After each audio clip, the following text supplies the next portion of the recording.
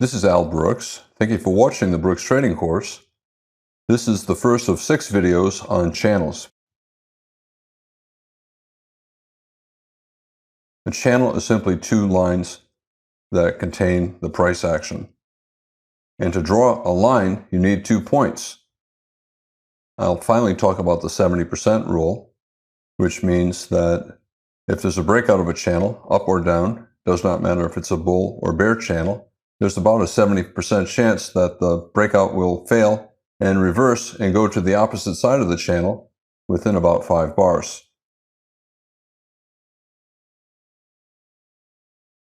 Every market on every time frame is always contained within channels, whether or not you see them. For example, here we have a very tight bull channel, and here we have a broader bear channel. And within each channel, there are also smaller channels. Here we have a broad bear channel. We have lower highs and lower lows. And within it, we have a bull channel. And within that bull channel, there are smaller bear channels.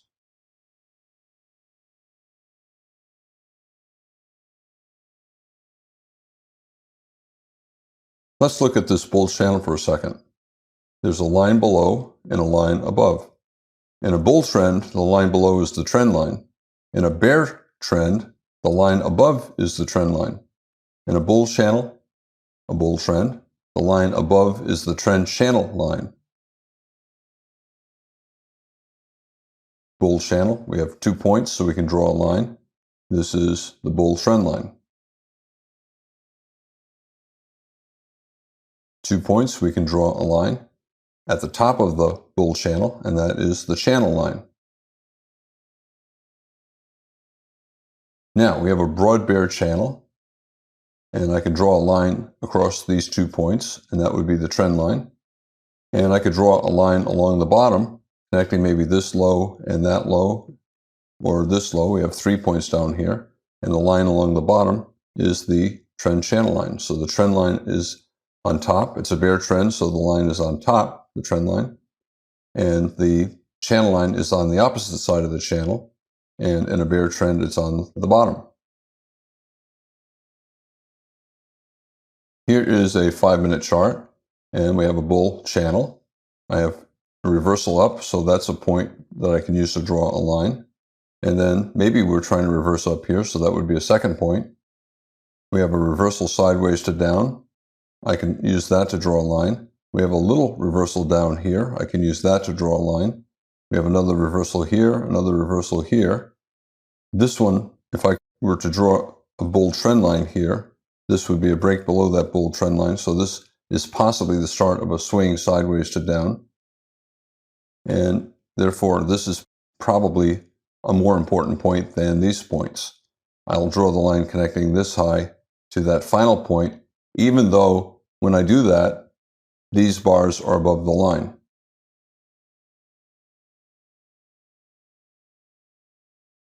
Who knows what is going on other time frames? This is the chart that I'm trading. And on some other time frame, a higher time frame, a 60-minute chart, a daily chart, a weekly chart, there's probably an opposite trend. So a bull trend on the 5-minute chart could be a bear flag on a 60-minute chart or a daily chart. Well, look at this. Here's the daily chart, and this little red box is today.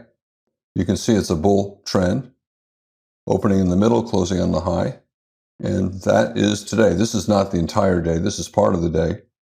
The point I'm making is it's a reasonably strong bull trend, but it's really simply a little pullback in a very strong bear trend on the daily chart.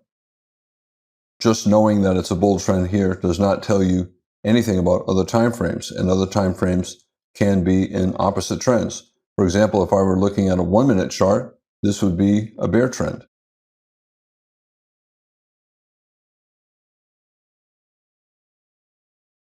Now, on every time frame, on every chart, every market, channels dominate the market.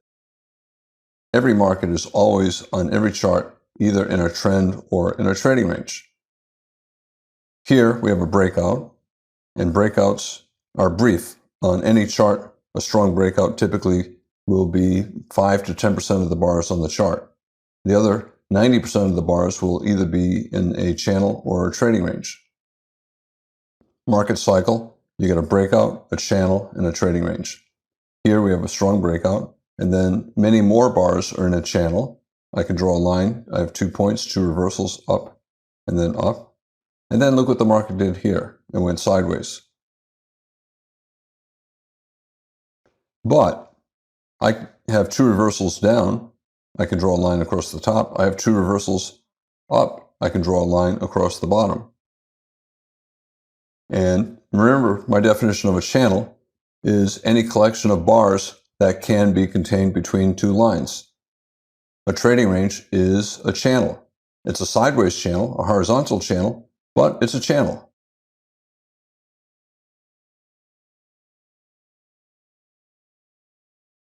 I always draw my lines in a way that best highlights what the market is trying to do. Sometimes that results in bars being above or below the lines, extending beyond the channel. Other times it results in reversals that do not quite reach the lines.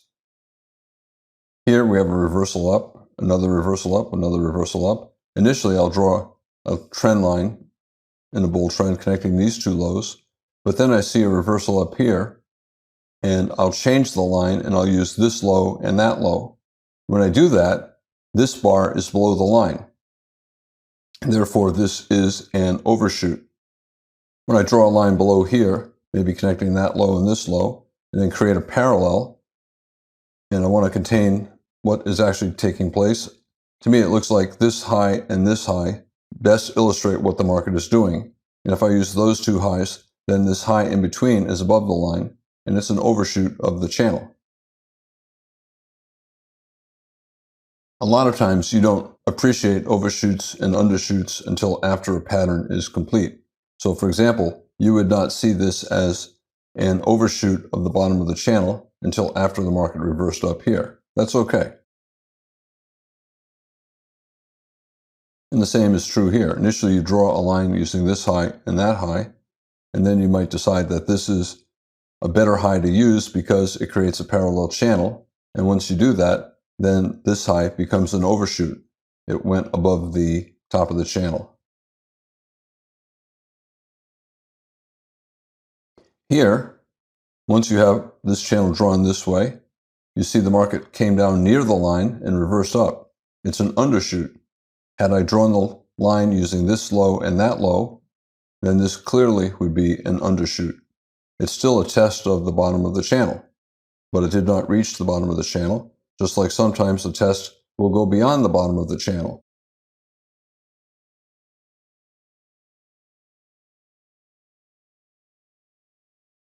Traders are always looking at channels, and one of the reasons is they're looking for transitions. We have a bull trend, very strong breakout, and then a channel. But everyone knows that a channel eventually evolves into a trading range 75% of the time. And if it starts to evolve into a trading range, traders need to know that because they'll trade differently once the market is in a different part of the market cycle. When the market's in a channel, especially a tight channel, traders will only look to buy. But once it breaks below the channel, it might be becoming a trading range, in which case traders will also be willing to sell. Bull breakout evolved into a channel, channel evolved into a trading range. And once it's in a trading range, it's still a trading range in a bull trend, so it's a bull flag on some higher time frame. Traders definitely have to favor buys. However, because it's a trading range, they'll also be willing to sell. Here we have a bull trend. We're in a channel. A channel is a type of bull trend. And everyone knows that 75% of the time, a channel will evolve into a trading range. A bull channel is a bear flag, 75% chance you'll get a break to the downside, and then a trading range or a bear trend. 75%. That means 25% of the time you get a bull breakout, and the market cycle starts over. Breakout, channel, and trading range. And that's what we had here. We had a strong bull breakout above a bull channel, so the market cycle starts over. Breakout, and then channel, and then probably a trading range later on. So we had a bull trend that became an even stronger bull trend. We have a bull breakout above a bull channel and the creation of an even stronger bull trend. Breakout, channel, eventually probably a bear breakout below the bull channel, and then the formation of a trading range.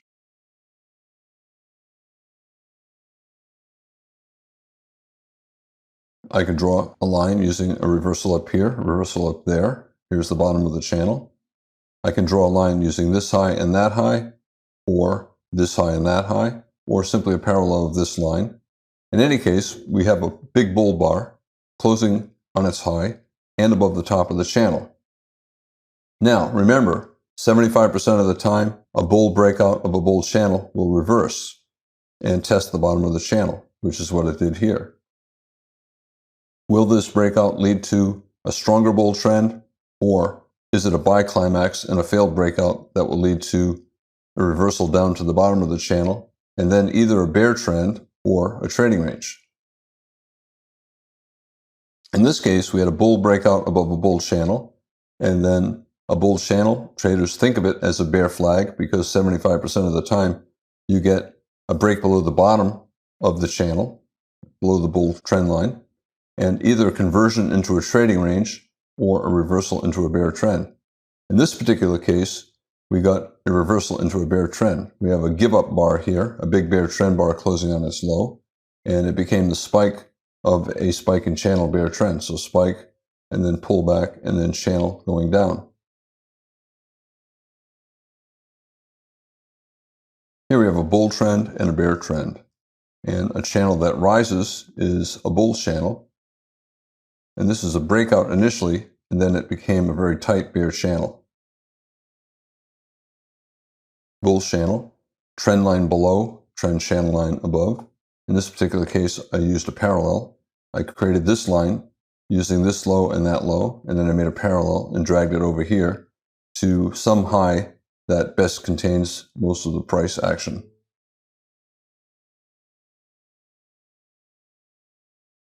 A channel going up, bull channel, a channel going down, bear channel. Even though it's very tight, it's still a channel. On a higher time frame chart, it's probably a breakout, but on this particular chart, it's a channel.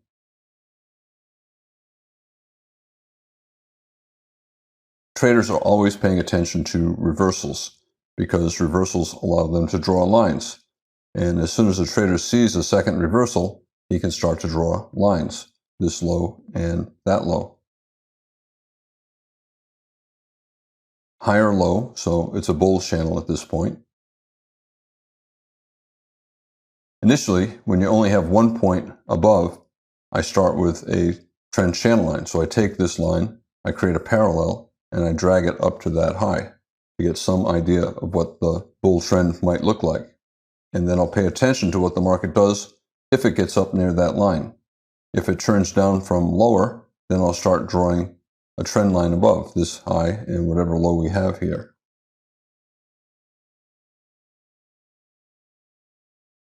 We know there's a channel here, even though we don't have a good point for the second line. The channel right now looks like it's up. We have a higher low, but in fact, it could be down. It could be this high and that low, and we could start channeling down.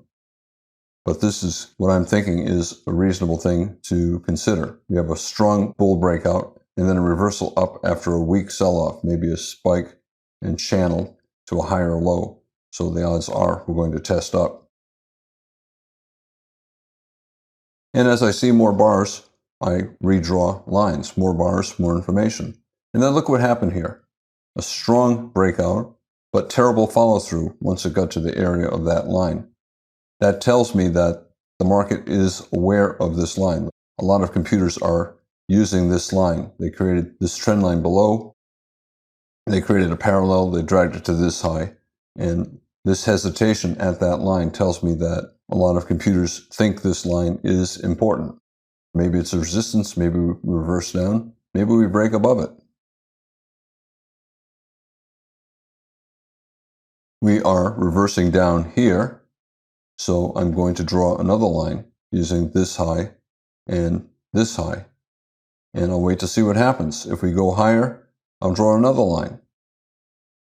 And if we keep getting higher lows here, this line then becomes unimportant, and I'll draw another line with this as 0.1 and maybe this as 0.2.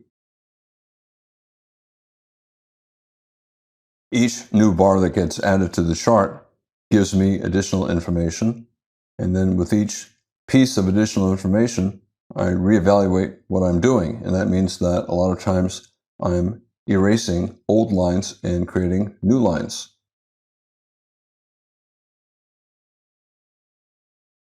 All of us learned when we took mathematics that lines need 2 points.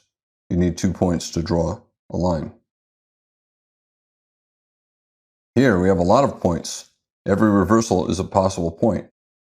Reversal up, and then a lot of reversal up, and then reversals down, and every one is a possible point that I can use to draw a line. I trade based upon what happens at those lines. Is the market paying attention to the line? When the market gets there, does it break through it or does it reverse? Reversal down, I draw a line.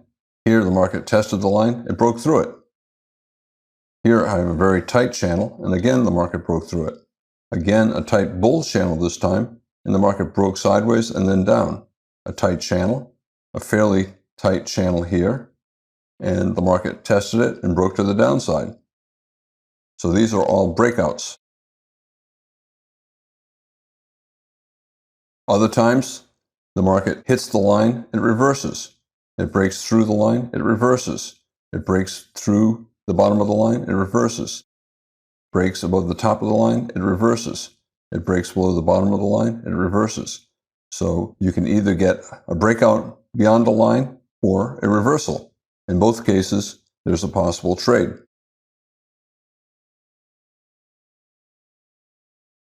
Traders are mostly looking for reversals when they draw lines. We reverse down here and we reverse down here. So I could draw a line using these two highs, but then we broke above it, broke above the line, and we reversed down again. So I could draw a new line using this as 0.1 and this is 0.2. Since the line is sloping down, it's a bear trend line. Therefore, it's a reasonable possibility for a top of a bear channel. Bulls see the bear channel and they hope that the bear channel is a bull flag, looking for two legs down, one pullback, two, and bulls are hoping this bear breakout fails and it's followed by trend resumption up. So bull trend, pullback, and then resumption of the trend. Bears are hoping bull trend, double top, and the start of a bear trend. A bear channel, I always think of it as a bull flag. The odds are it's going to get a bull breakout at some point. And we have a reversal up and another reversal up. Possibly a high 2 buy setup, high 1, and then second leg down, possibly high 2. Right now, this little bull doji does not look like it's enough to reverse these two big bear bars, but it might be. It's around a 50% pullback of this bull trend, and a lot of times the bulls come back at around 50%. We have a bear breakout below a trading range, yet the follow-through bar has a bull body. That's bad follow-through, and it increases the chances that if we go down any further, this more likely is a bear leg in a trading range and less likely the start of a bear trend. If the bear breakout was followed by a second or third consecutive bear bar, it would increase the chances that this sell-off is the start of a bear trend. But this bad follow-through makes it more likely that this bear trend is really simply going to be a leg in a trading range or a bull flag. Remember, we're still above the bottom of the initial very strong rally, and we're about 50% down, maybe a little bit more. So the odds still favor the bulls. It's more likely that this will be a bull flag. Remember, every bear channel is a bull flag. At least in my mind, I think of every bear channel as probably having a bull breakout. So every bear channel, I think, is a bull flag. And every bull channel I think of as a bear flag, because 75% of the time there will be a break below the bull trend line.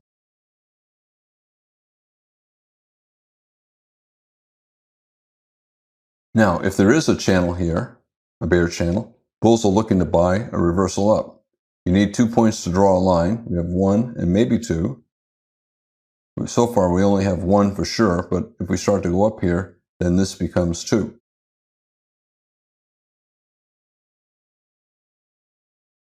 Before it turns up, we still have a second line.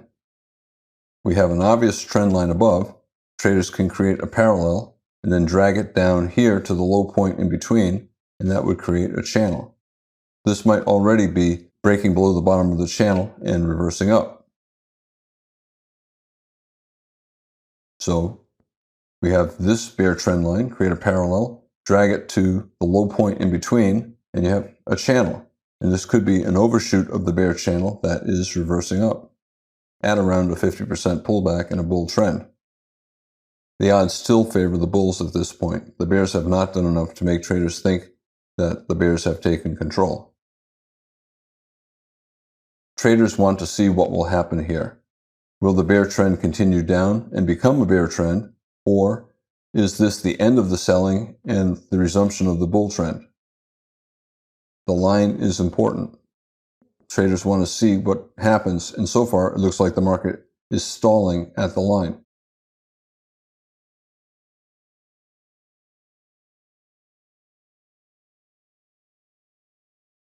Possibly a big high 2 bull flag, 2 legs down, 1 pullback 2.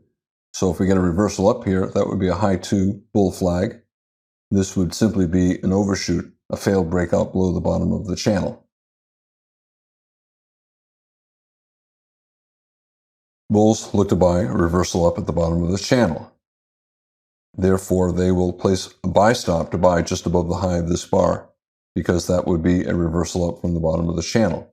And they hope that will get some kind of a second leg up, maybe leg 1, pullback, leg 2. Maybe simply a test of the top of this sell climax, maybe a test of this high, maybe a test of that high. In any case, there's enough room up there for at least a scalp, and bulls will buy above the high of this bar. This bar did not go above the high of that bar. We went lower.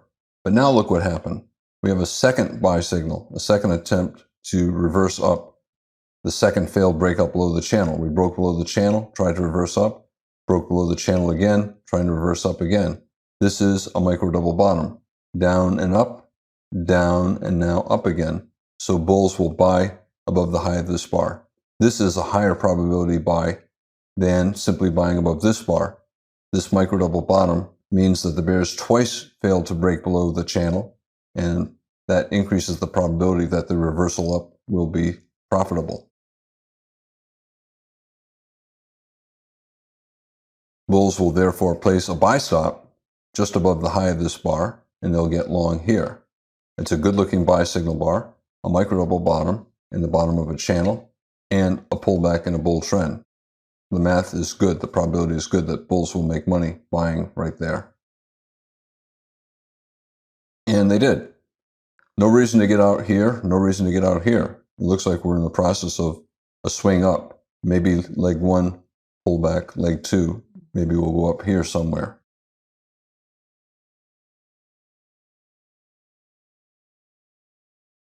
Lines have to make sense. They have to look good, and if they don't, computers will ignore them. Initially, you draw a line with this low, that low. Once the market goes below the line and starts to reverse up, you use this low and that low. Will computers be using this high and that high? They will, maybe initially, until they start to see that using these 2 bars for a trend line below make this expanding, and this is probably too high for the market ever to reach there. If the lines are too divergent, most computers will ignore that higher line, thinking that the market will never get there. Here we have a strong bull breakout, a pullback, probably a spike and channel up. And we did have that here. We got 2 legs sideways rather than down, and then we have another breakout. A line like this that is not close to parallel to an obvious line, probably not going to be useful. The market's probably not going to reach it. It's better just to ignore it. In general, lines that are closer to parallel or very parallel are much more reliable. Obvious reversal up here, obvious line, create a parallel, drag it to the high point in between, and then see what the market does when it gets up to that line. And you can see a lot of computers did exactly that. They used this parallel line and created a parallel channel, and a lot of traders see it as resistance. Bulls are taking profits, and bears might be starting to sell up there. The closer the lines are to parallel, the more computers will use them, and the more likely they will create support and resistance. Resistance at the top of the channel. The market repeatedly is trying to break above it and failing.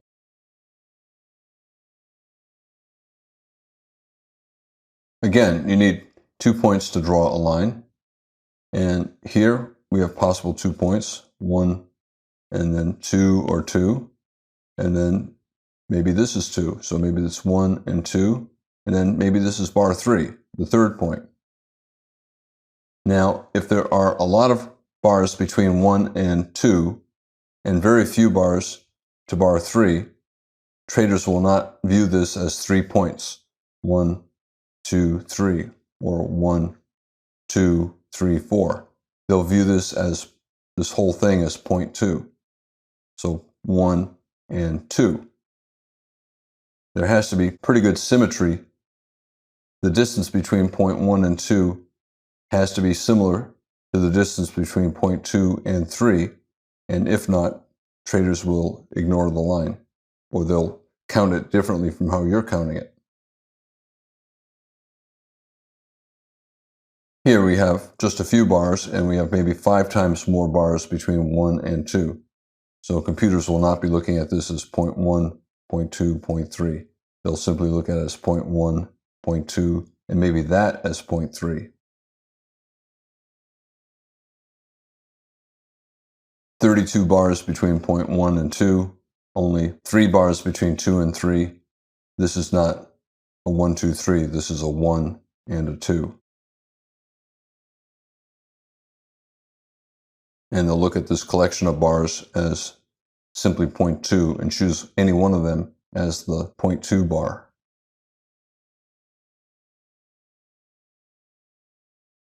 So point 1, point 2 or point 2, and then point 3. There's still not all that good symmetry, too many bars between 1 and 2 or 2 compared to between 2 and 3, but at least it's not as bad as this as 2 and 3. So more computers will pay attention to this, and they'll want to see what the market does at that third point. We have a reversal down and a reversal down. So I can draw a line, 1 and 2, and that line is probably acceptable through here. But once you start doing this and this is too small of a pattern to influence the market after a big breakout like this. So you can say point 1, point 2, point 3. No, computers are totally ignoring that after this takes place. Very little distance between point 1 and 2. And point 3, at this point, this is point 3, and the market's nowhere near it. Do I keep looking out here for point 3? No, there'll be too many bars between 2 and 3 compared to the number of bars between 1 and 2. So that is not an important line. Computers are not going to be looking at what takes place out here at that line. No one's going to use that line to place trades. There'll be many other more important lines. For example, connecting this high and this high, or this high. This becomes a much more important channel. Only 7 bars between 1 and 2. And at this point, there are 40 bars between 2 and 3, and there's not even a point 3 yet. Bad symmetry, too many bars between 2 and 3 compared to between 1 and 2. And there's not even a point 3 at this point. So you may have to go out 100 bars, 200 bars before the market gets to that line. And at that point, computers will not be looking at that line. There'll be many other lines that are more important. 2 points to draw a line, 1, 2, 3? I don't think so. Once you get strong breakouts like this, these reversals become minor, and computers pay attention to major highs, a high that's followed by a strong bear breakout. This is a major high. So this is the point that the computers will use. A reversal down, very strong bear breakout to a new low, a major high, fairly major high.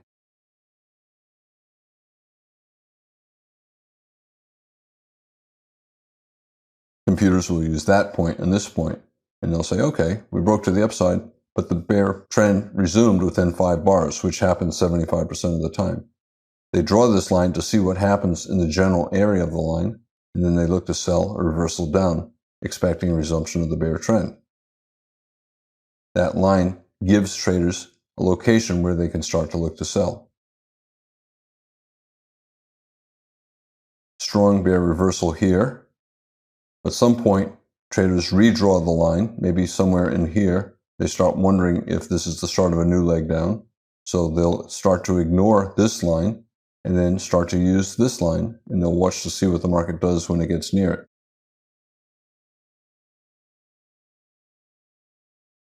Traders like to use major highs and major lows for lines. This is a fairly major high. It's a higher low here, but it's still a strong bull breakout and a pullback lasting a lot of bars. The same with here. And you can see lots of major highs and lots of major lows. Reversal up in a bull trend. Point 1, point 2, strong reversal up. Found support here, but broke below the line here. Traders will ignore that line and then draw a new line. Initially, traders might draw a parallel of the first line and then see how the market responds. So they get a bull trend line, create a parallel, and see what the market does. They have a bear trend line, create a parallel, see what the market does. A bull trend line, create a parallel, and see what the market does. A bull channel line, create a parallel, and see what the market does. A bull channel line, create a parallel, and see what the market does.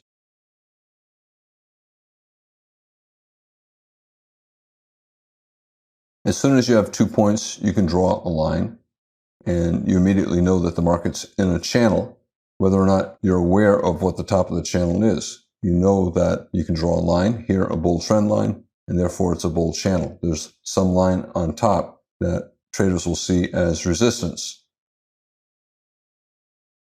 And when the market comes down to the line, traders will look to buy a reversal up here or a second entry here.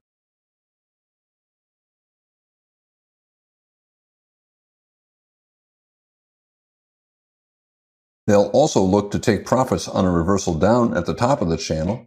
If the channel is broad enough, some traders will even short on the reversal down from the top of the channel, or at a prior high. For example, at this high, bears sold and made money. Even at this high, they sold, maybe sold more up here. This pullback fell below that breakout point, so the market's in a stairs pattern, and bears will sell new highs and scale in higher, betting that they'll make money. They make a profit on their second entry, and they get out break even on their first.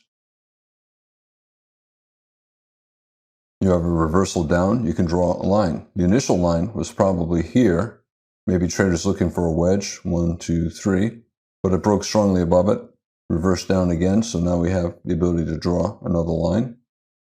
And traders like to see what happens at the top of the channel. Will it reverse down? And they also like to see what happens at prior highs. Will it reverse down?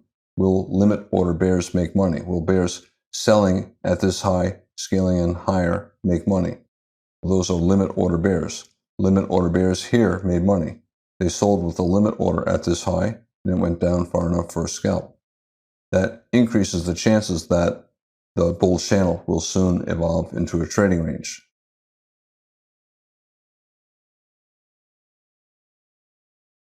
I talked several times about the 70% rule. I'm going to talk a little bit more about it here.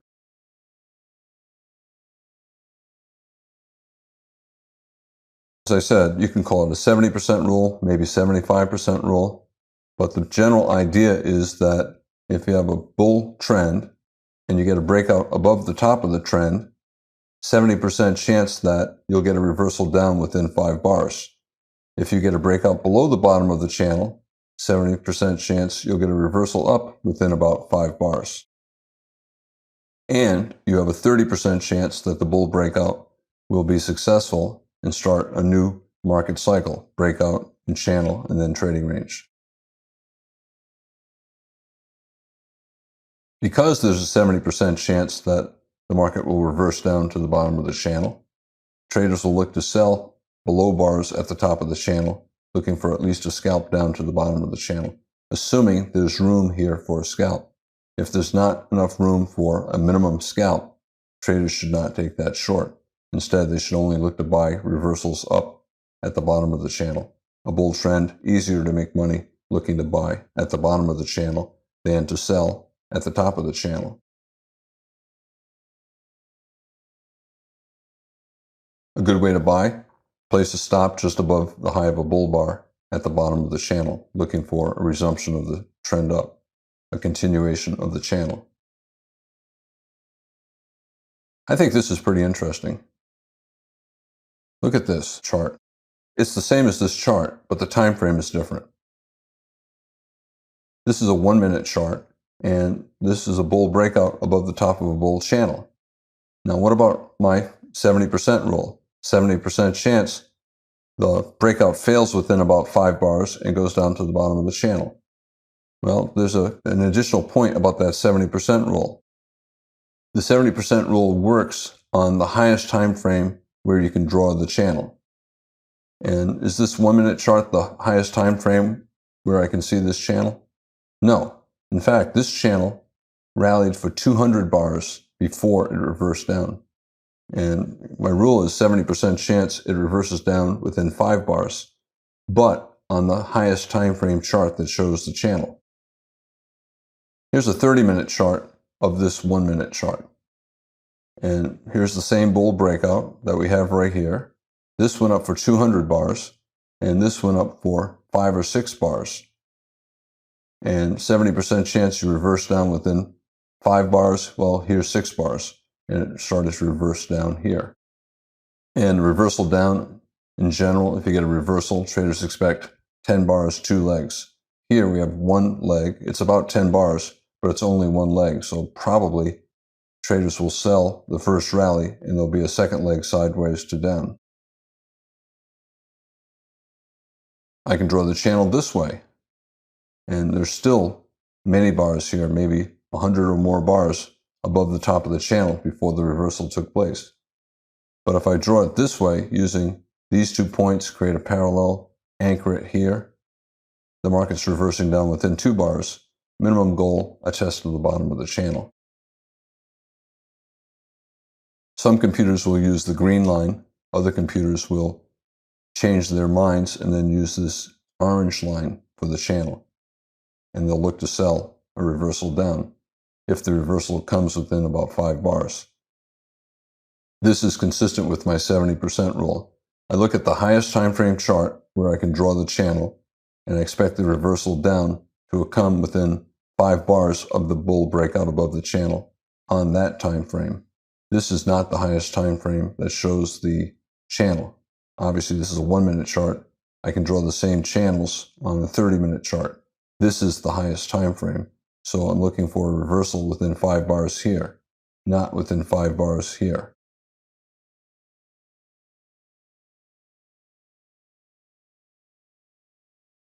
I talked earlier how traders like to see parallel lines, but lots of channels do not have parallel lines.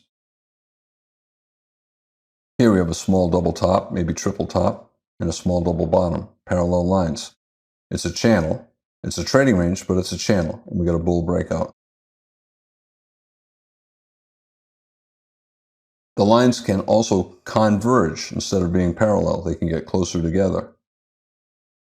For example, we have a lower high, and we have a higher low. This is a channel with convergent lines. It's a triangle. As soon as you have 3 pushes up or 3 pushes down, and the lines are convergent, you have a triangle. So 1 high, 2 high, 3 highs. That's all I need to conclude that it's a triangle. And here we have a bull breakout. A triangle is a type of channel where the lines get closer together. They converge. Lines can also diverge. So we have a higher high, a lower low, and we tried to get another lower low. We reversed up several times. This is also a channel. It's a horizontal channel where the lines are divergent. It's a type of expanding triangle. Anytime you can draw two lines on the chart and they contain the price action, you have a channel, whether the lines are parallel, get closer together, convergent, get further apart, divergent. Traders will still watch to see how the market reacts near the lines. In this video, I talked about channels having two lines, and I said that to draw one line, you need 2 points. And then I moved on and talked about the 70% rule, that if you get a breakout above or below a channel, 70% of the time, the breakout will reverse and go to the opposite side of the channel within about 5 bars. However, that rule only applies to the highest time frame that shows the channel. So if a channel is present on the 1-minute chart and the breakout goes 20, 30, or 100 bars beyond the line before reversing, look at a different chart, a 5-minute chart, a 15-minute chart, 60-minute chart, to see if the same channel is there. If so, look at the highest time frame chart that has that channel, and then look for a reversal within about 5 bars. I'm Al Brooks. Thank you for watching the Brooks Trading Course. This is the first of 6 videos on channels.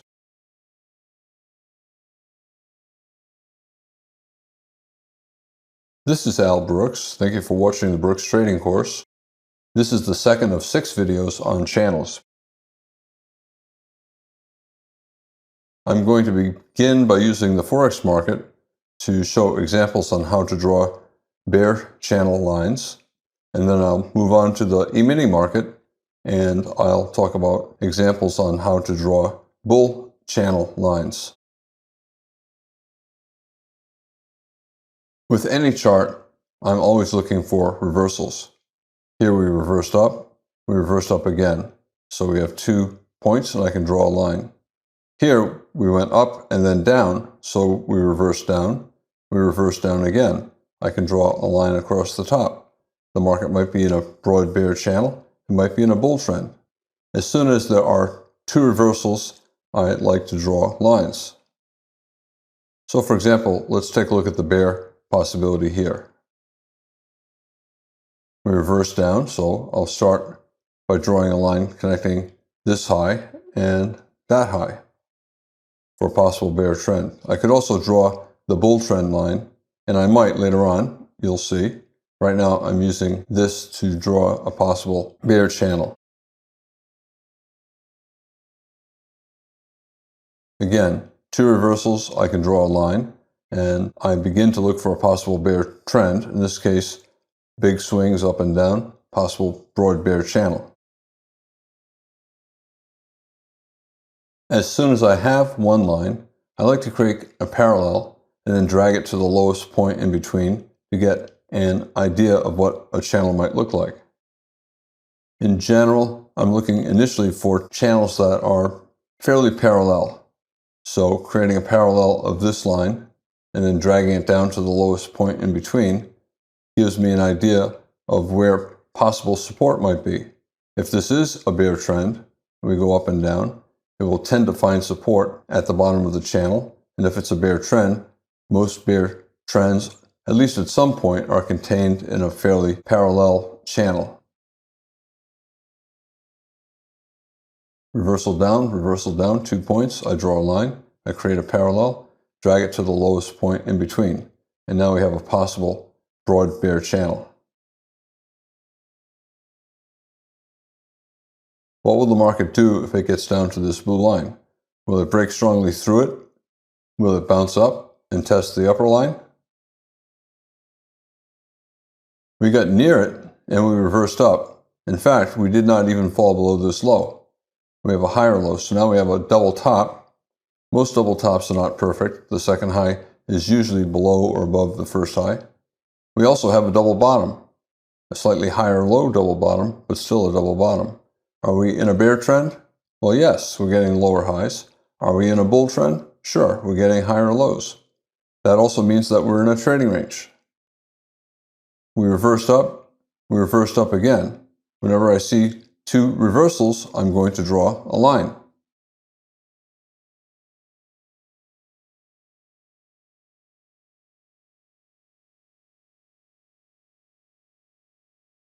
Every bar that gets added to the chart gives me new information, and with every piece of additional information, I update what I think will happen with the bars to the right that I do not yet see. I have two reversals up. I can draw a line.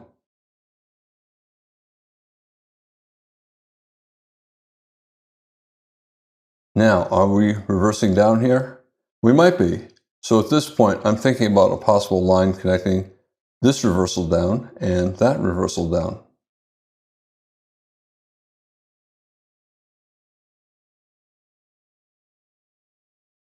We have three reversals down, 1, 2, 3. Whenever the market's in a trading range like this, and there are three reversals either down or up, it's also in a triangle, breakout mode. At this point, it's in a bear trend. We have lower highs. It's also in a bull trend. We have higher lows. And whenever it's both in a bull trend and a bear trend, it's in a trading range. If the market trades down here and you look to the left and say, well, where did that bear trend begin? You would say that it began right here. So we are in the early stages of a bear trend. On the other hand, if the market ends up here, you'll say, oh, well, the bull trend began over here. So this is also in a bull trend. Very common for the market to be both in a bull trend and in a bear trend at the same time. And sometimes the probability of each is about the same as it is here in a triangle. I said every time I get a reversal, I think about drawing a new line. I have a reversal up here. I can draw a line using this low and that low, or this low and that low. And I pay attention to both.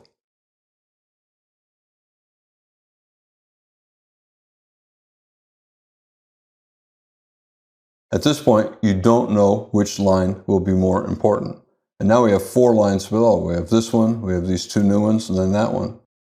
All of them might be important. Right now, clearly, these two are important, but I leave all on until it's clear that one or more is no longer important, until it's clear the market is ignoring the line.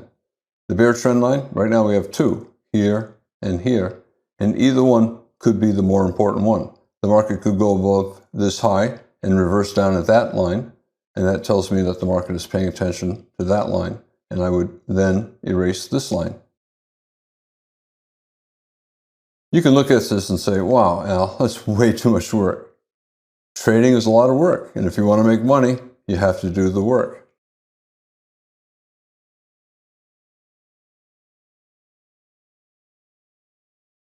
We have a double bottom and a bear breakout. We have three pushes down, 1, 2, and 3. Whenever the market has three pushes down and reverses up, it's a type of wedge bottom. It does not matter that the second low is above the first low or above the third low. That's irrelevant. The market tried hard 3 times to get a downside breakout, and now it's reversing up. It does not matter even if it's not a wedge shape. It's still the same forces that create a wedge bottom. So I think of a failed breakout below a double bottom as a type of a wedge bottom. You trade them exactly the same.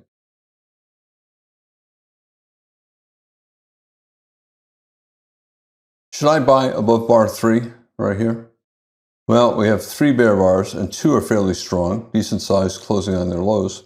In general, you want to wait for a second entry buy. This is a micro double bottom also. We went down and up, and then down and then up. Well, theoretically, you could buy above here. It is a reasonable buy.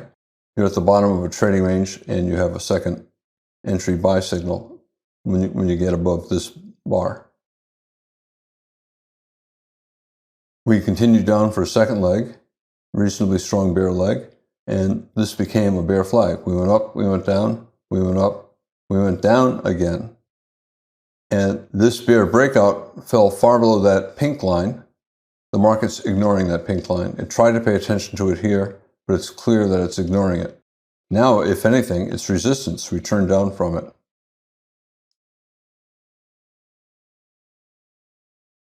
Whenever the market looks like it's ignoring a line, I'm going to ignore it as well. I don't want too many lines on the chart because then it becomes too confusing, too difficult to follow what the market is trying to do.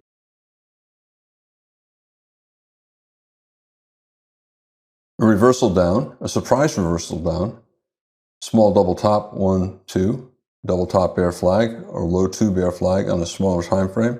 A pullback from the breakout below these two lows. Big bear bar, probably a second leg down. This could be the extent of the second leg down. In any case, we rallied and we reversed down. I can draw another line.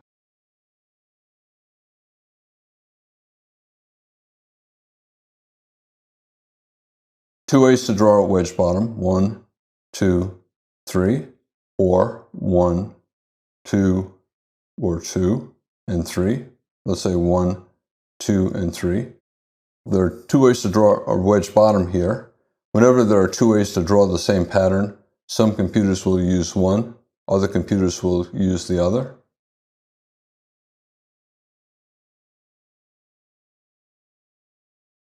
We have a bear breakout. Anytime you have a big trend bar, it's a breakout. So we have a big bear breakout. But look at the follow through. We have another bear breakout. And look at this, a bull bar. Another bear breakout, a tail on the bottom, followed by a doji bar and a reversal up. This is weak follow through. Whenever you have a bear trend that has decent bear bars, but bad follow through, that bear trend probably is going to be a bear leg in what will become a trading range. Trading ranges have legs that go down, they have legs that go up. And because of this bad follow through, traders are expecting that there will be a bull breakout above the bear channel, the wedge bottom.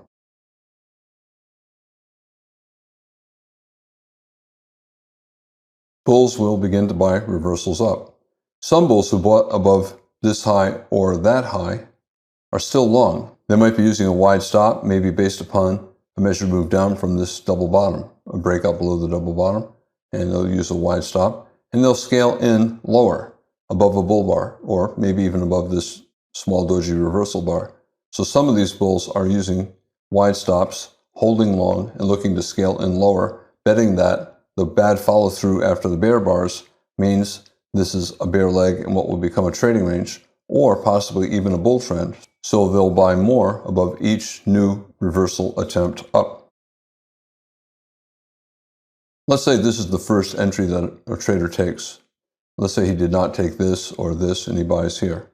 Arguing it's a wedge bottom, two different ways to draw it, 1, 2, 3, or 1, 2, and 3. And it's also at the bottom of a parallel created by this original line. Line right here. We're reversing up from it.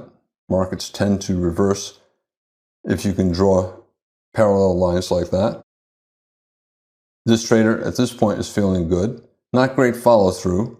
So just like the bears had bad follow through on the way down, the bulls are getting bad follow through on the way up. It looks like a bull leg in a trading range, but it's still a reasonable buy. And if you have a wedge bottom, traders look for two legs sideways to up as a minimum target. 1, pullback 2, maybe very tight bull channel, more likely 1, pullback, and then 2.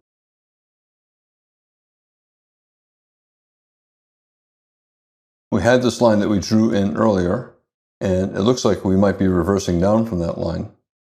And it is a low 2 and a broad bear channel. It is a reasonable short, but because this channel up is so tight, and now we have, what is that, 8 bars without a bear bar at this point, that reduces the probability that a reversal down will be successful. It increases the probability that a reversal down will be minor, leading either to a trading range or a bull flag and then another leg up. What do you do? Well, you're in a bear channel trying to become a bull trend, but it's not entirely clear and we're still forming lower highs. I typically would exit part or all below that bear bar just in case the bear channel is still in effect. And what about the bears? They see that it's a tight bull channel and that we might get a higher low, maybe a head and shoulders bottom, left shoulder, head, and right shoulder. However, if they're willing to bet on a continued swing down, maybe there's a 40% chance that this will continue down at this point in a bear channel, forming a new low. Bears know the math is okay. Sell below this bar, maybe put a stop just above this bar, and take a chance that we get a new low. If there's a 40% chance of that, there probably is. Their reward is much greater than 2 times their risk, and they have a 40% chance of a profitable swing trade. That math is acceptable, so it makes shorting below that bear inside bar a reasonable trade.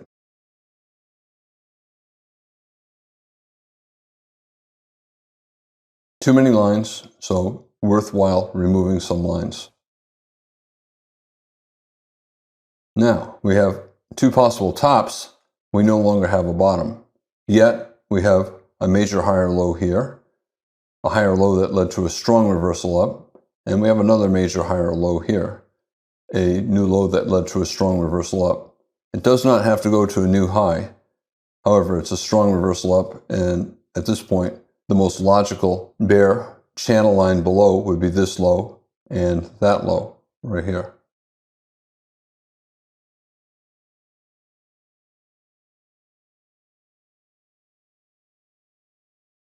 New reversals, draw new lines. We might get a parallel channel from here. It's worth considering this as a possible bottom of the channel as well as this. I think it's okay to put both of those there just in case. Well, the bears who shorted below that bear bar, this is a good entry bar, a bear bar closing on its low. It was 40% for the bears shorting below this bar. And with this bar looking like this, if they had taken that short, maybe it's 50% chance now that we'll get down to this low. Bears who sell the reversal down from the top of that channel are short. Do I keep this line? Well, we broke above it and we are reversing down. It's probably better to keep using this point and then maybe move the line up to this point, or this point and that point. I would use this point and that point as the new top of the channel until we get more information.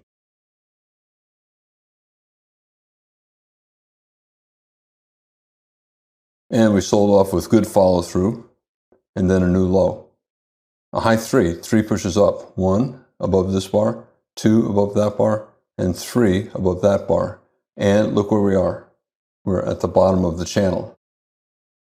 It's reasonable for bears to take partial or full profits on the reversal up. You can argue again that it's a possible wedge, 1, 2, and 3. So reasonable to get out above this bar. Aggressive bulls will buy on this reversal up, especially since it's the third reversal up near the bottom of the channel.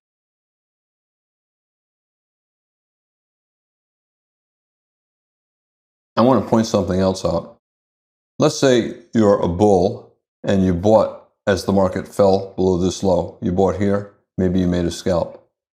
And you bought here, you made a scalp. We fell below this low, you bought, you made a scalp.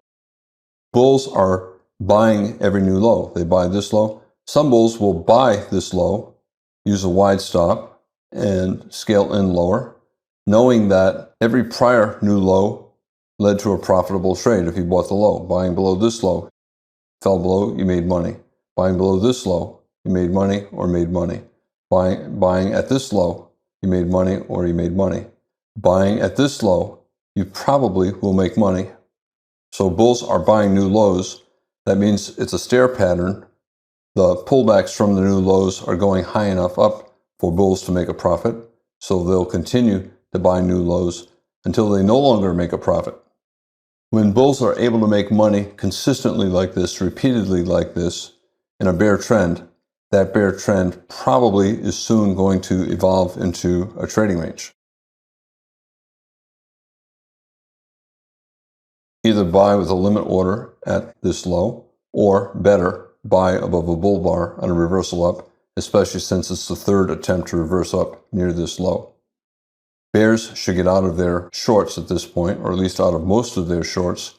Aggressive bulls will buy here. Other bulls will wait 2 or 3 bars to see if we start to get a series of bull bars, and then they'll buy.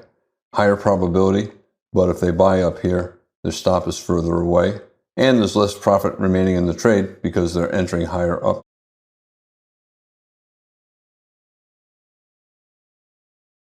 IOI, we have a bar, an outside bar, and then an inside bar. So this bar is inside this. This bar is inside that. So inside, outside, inside. A type of micro double bottom, a good buy signal bar, a bull bar closing near its high. This is a reasonable buy. Good entry bar for the bulls, very good follow-through bar for the bulls. Big down, big up, big confusion. At a minimum, the market will probably go sideways rather than down. And it might be the start of a bull trend. We have 3 pushes down, 1, 2, 3. Didn't quite reach that line, but certainly 1, 2, 3. So some computers see this as a wedge bottom, in which case this could be the end of the bear trend.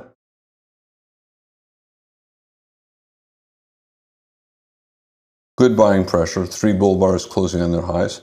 And this bar is a better bull bar than this bar. Bigger body closing on its high. This bar is better than that bar. Bigger bull body closing on its high. So the market is starting to accelerate upward. This might be, in fact, a reversal up from a wedge bottom. At this point, I think the odds slightly favor the bulls. We're always in long. It's more likely that we're going at least a little higher before we go to a new low. Wedge bottom, even though it does not look like a wedge, it's still a wedge bottom. Traders will be looking for 2 legs sideways to up. Leg 1, we don't know, maybe leg 1 ends up here, and then a pullback, and then a second leg. At this point, had you bought above this bull bar, you would put your stop below this low. In fact, a lot of bulls who buy above that bar and get filled right here, they'll immediately put their stop below this low. A third entry buy, they do not want to see the market fall below. This is a type of nested wedge where the third leg is also a wedge. We have a wedge here, 1, 2, 3, and 3 subdivides into a micro wedge. High 1, high 2, high 3. Slightly higher probability. Sold off for 4 bars, 3 bear bars, yet reversed up right around this high. You had some scale end bears who sold this high, sold more higher, and they needed a pullback at least 1 pip below this high to get out with a profit on their second entry, and it looks like they did not get it. This bar represents those limit order bears giving up. So you have bears selling in a bear trend and losing money. Does that sound right? A bear selling in a bear trend losing money? Something's wrong with the premise of a bear trend, and it increases the chances that we'll get at least a second leg up to the top of the channel. The bulls, I do not think they get out below any of these bars, so they hold long. And at this point, a strong enough reversal up. We have 4 bull bars, now 5 bull bars and 6 bars. I think bulls will raise their stop from below here to below here.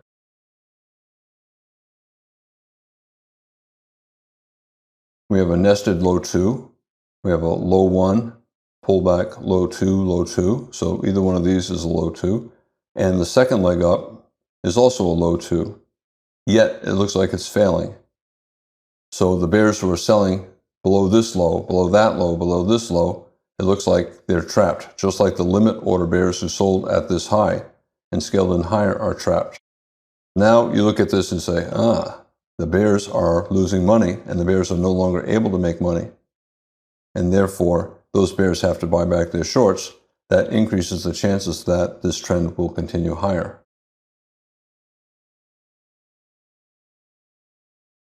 We're at the top of a reasonable channel, a good location to take partial profits, either with a limit order here. In fact, that's what created this tail, in part. You had bulls taking partial profits there, or you could take partial profits on the low 2 below this bar, or the low 2 below this bar. Low 1, low 2, low 1, or low 2, or low 2. Reasonable to take partial profits. especially when things are not all that clear. We're always in long, but where are the consecutive big bull trend bars that typically happen if this is the start of a big bull trend? They're not present, so this is probably not yet the start of a strong bull trend. And if it's not the start of a strong bull trend and you're at some kind of a resistance level and your reward is at least twice your initial risk, it's reasonable to take some partial profits. Maybe you take some partial profits here. A micro double top, up and down, and then up and down at a resistance level, the top of a channel, and a lower high. Just like here was a reasonably strong leg up, we reverse down. You have to be open to the possibility that another strong leg up and we reverse down to another new low. At this point, I think it's more likely that we will not reverse down to a new low and that we'll either stay sideways or continue higher. Okay, we have 6 bars up here with no bear body, and 5 of those 6 bars are bull bars. 3 or 4 of them are closing in their upper half. And the context is good. We have a wedge bottom. The odds are we're going to go at least slightly higher. Is this a strong bull trend? No. Look at all the bars with very prominent tails and small bodies. And bad follow through after this bull breakout. We could not get a strong bull breakout here. We have a decent bull breakout here, but a reversal down here. Bull trend, yes, but it looks more like a bull leg in what will become a trading range. So we have a bear leg in a trading range, the start of a bull leg in a trading range. We have another decent, strong bear bar, and you can argue it's a wedge. 3 pushes up, 1, and then 2, and then 3. So another good location to take profits, maybe below this bear bar. Partial profits, maybe full profits. As far as shorting that goes, when a channel is as tight as this is, it's probably a minor reversal, which means it probably will not fall very far. More likely, it'll fall and form another bull flag for higher prices afterwards. 3 pushes up, 1, 2, 3. A weak rally, lots of dojis and pullbacks, a lot of pullbacks on the way up. Probably a bull leg in a trading range. We broke above this high, just like bulls were buying every new low on the way down and making money. Bears will start selling every new high and willing to scale in higher, expecting to make money on at least a drop big enough for a scalp. You'll have other bears selling below this bar, arguing it's a wedge in a trading range. I think it's a pretty tight bull channel, and I usually don't take that short unless we go sideways and form more of a micro double top. Reasonable location, though, to take partial or full profits. If this is evolving into a trading range, we're in the upper half and we have a wedge rally, and the rally is weak, so it's a good location to take full or partial profits.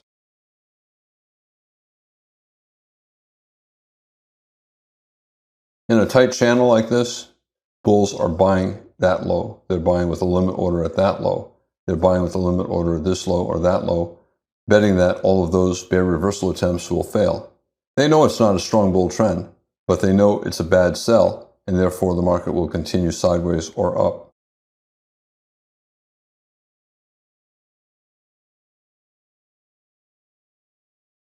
I'm now going to draw bull channels, and I will use the E-mini market for examples. Look at this chart. We have a 5-minute E-mini chart, lots of reversals.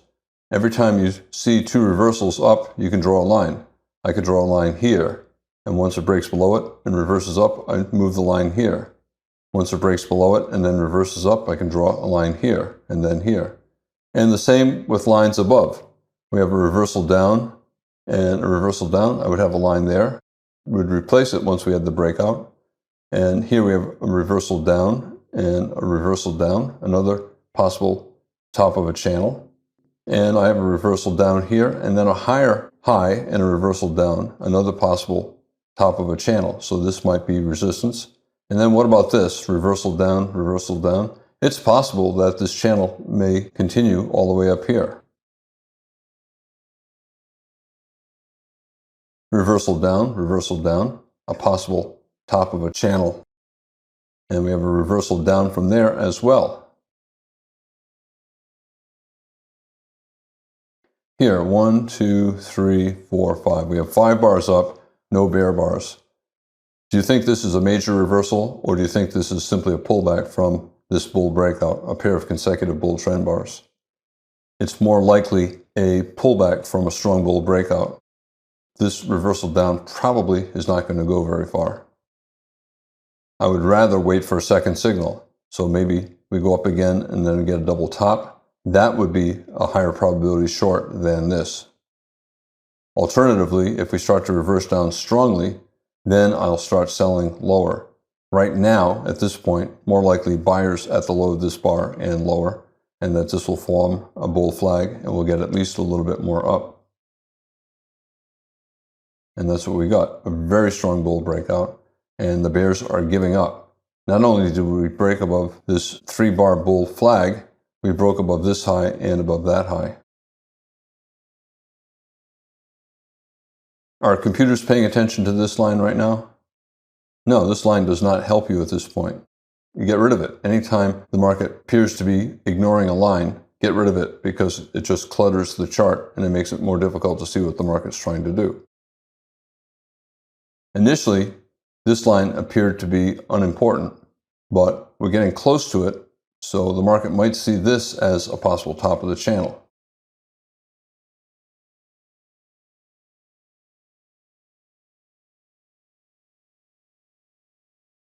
Anytime I see any reversal, I'm always drawing lines. And I want to see what the market will do when it gets near those lines. And initially, this line looked much less important than other lines. At this point, those other lines are clearly unimportant, and you have to be wondering, is this the start of a bull channel? Will this be resistance? Will bulls take profits there? Will bears sell there?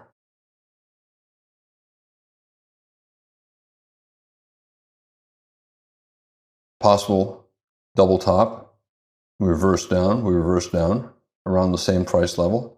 This is a possible double top. We have a neckline down here, but we tried to go down. Instead, we're breaking strongly to the upside. A bull breakout above a double top, 3 pushes up, 1, 2, and 3. If this bull breakout fails, then we'll have 3 pushes up, 1, 2, 3. Whenever you have a double top and a bull breakout that fails, you have 3 pushes up. That is a type of wedge. Also, we tried to reverse down here, and we accelerated upward here.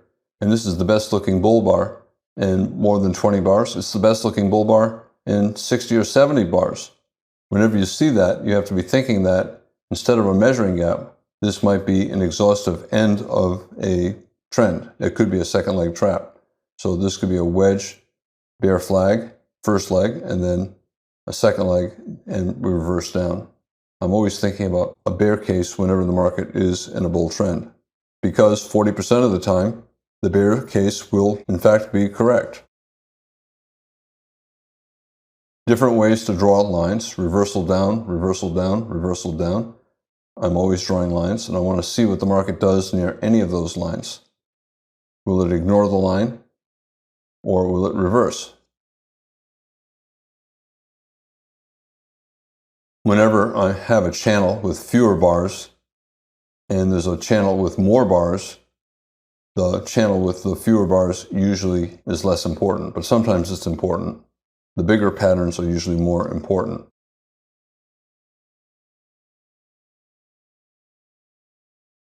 Clearly an important bull trend line, and I'm always thinking, okay, if the market falls below this line, maybe the bull trend has ended, especially if it falls below this major higher low. A strong breakout to a new high. This is clearly a major higher low. Because it's major and I can draw a line, I'm always going to draw a parallel and connect it to the highest point in between to create a parallel to see if in fact this is the bottom of the channel and that parallel is the top of the channel. There's the parallel line. Possibly, this could be the top of the channel. We don't know what was to the left, but let's say this was the top of a rally. Then this is also a possible top of a bull channel.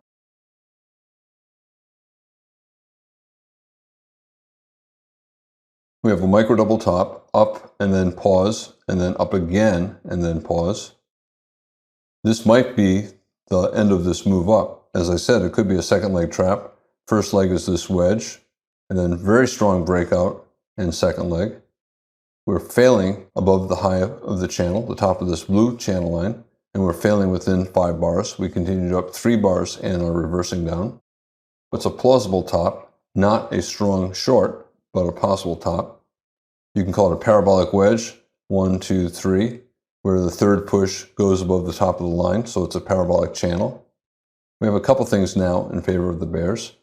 Could be a failed breakout above the top of this trading range. 2 ways to draw the parabolic wedge, either with the green line or the purple line. I'm always looking for other resistance. A very common type of resistance is a measured move target. We had a strong leg up here, and then a pullback, and then a strong breakout. We are just about almost at a perfect measured move up based upon the height of this original leg. So that is also resistance that some computers will use either to take profits on their longs or to go short, and that's what caused this slight reversal down. Bulls might take profits exactly at the line or a tick or two below, or on the reversal down, a micro double top, and many different ways to draw wedges, and a failed breakout above the top of a bull channel, and a failed breakout above the top of a trading range. Low probability short at this point, but reasonable short. So some bears will sell below the low of this bar, or maybe even below the low of this bear bar closing near its low, putting a stop up here, knowing that at this point they might have a 30% chance of a profitable trade, but it could be the top of the move and we could come all the way back down to the bottom of this buy climax, possibly all the way down to the bottom of the trading range. That means that even though their probability is small, their reward is so much bigger than the risk, it's reasonable to take that short. I usually do not take that short. I wait until I see more strength on the part of the bears. But some bears will take that short. It has a positive trader's equation, but a low probability. I like to win most of the time, so I usually do not take low probability trades, even though the math is okay to take a trade like that. And look what we got. We have about 8 bars down here, probably a big enough reversal so that we'll get a second leg down after any bounce. I'm typically selling either at the high of this bar or maybe the second or third consecutive bear close, expecting that we'll get at least a lower high and a second leg down. But it is okay to take that short as well. Where are the targets on the downside? Well, the top of this trading range, you can call it a triangle, 3 pushes down, 1, 2, 3, even though this is slightly below that. You can call it a trading range, and we're testing the top of that trading range. That is support. It was resistance. We sold off at this price repeatedly. We broke strongly above it, and now we're pulling back to it. There will always be some buyers here, bears taking profits and bulls buying. Other targets on the downside are the bottom of this buy climax, or the bottom of this bull leg, or even the bottom of the bull leg here. At this point, I think it looks bullish. 2 legs down, 1 pullback, 2, and the pullback looks much weaker than the rally, and we're forming a higher low, and a breakout test, a pullback to the top of this trading range.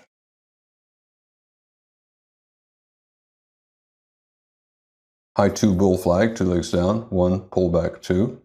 You can call it an ABC pullback, A, B, C, testing the top of the trading range. Tests are rarely perfect. I think of it as a zone, and I'm not surprised if it falls a little bit below those highs. It did not fall strongly below, and we're forming a micro double bottom. We went down, we went up, we went down a little bit, so reasonable to buy, maybe above the high of that bull bar, possibly for a test of this lower high or a test of that high. In any case, these bears will almost certainly take profits above the high of this bull bar because of all the things that I said. A 2-legged pullback testing the support at the top of the trading range, and after a very strong reversal up.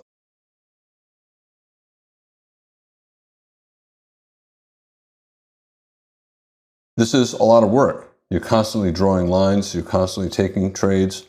A lot of the trades don't work, you're getting out. No one's going to pay you just for sitting in front of your computer. If you want to make money, you have to do the work, which means you have to be thinking constantly. And you have to be constantly changing your opinion. I use the Forex market to give examples of how to draw lines in bear channels. And then I use the E-mini market on how to draw lines in bull channels. I'm Al Brooks. Thank you for watching the Brooks Trading Course. This is the second of 6 videos on channels.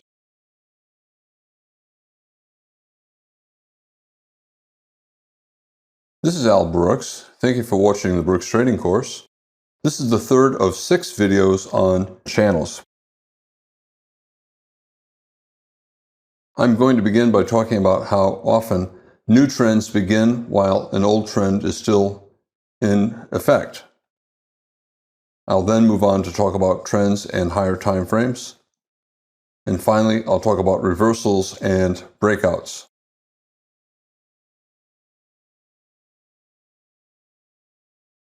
I want to make an important point here, and it's, I think, something that traders often overlook. Traders think that a bull trend like this can suddenly become a bear trend. There's actually a transition that takes place, and very often the bear trend starts before the bull trend has ended. For example, we have a pullback, we have another pullback. It's forming a higher low inside a bull channel. However, the last higher low in a bull channel can in fact be the start of the bear trend. So yes, it's still a bull trend, we're still going higher. However, this bear trend, this pullback, actually began probably right here, at least in the minds of a lot of traders and in the algorithms of a lot of computers. It doesn't matter that the bull trend extended beyond the high at this point. This is the transition. We have a bull trend, and at this point, although at this moment you don't know it, the bear trend is actually started. Once the bear trend begins, somewhere in here, you're going to conclude that, maybe this pullback was in fact the start of the bear trend, even though the bull trend was still in effect.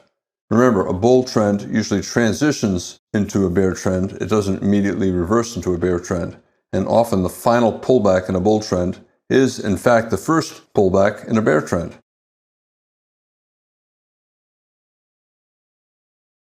For the bears, they see this as a wedge bull flag.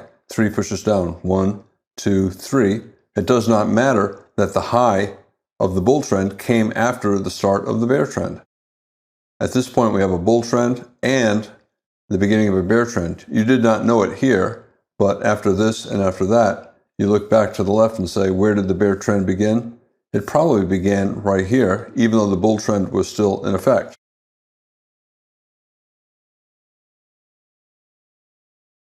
This is very common, and probably 50% of wedge bull flags have a high following the beginning of the pullback. 3 legs down, 1, 2, 3, and it's pretty good selling pressure, a lot of bear bars. When you have a wedge bull flag like this with pretty good selling pressure, it often becomes the final bull flag in the bull trend. In other words, you get a bull breakout, but the bull breakout might be the final leg up before the bull trend transitions into a trading range. Again, the bull trend ended here, but the bear trend began here. A bear channel, in this case it's a wedge bull flag, but it's still a bear trend.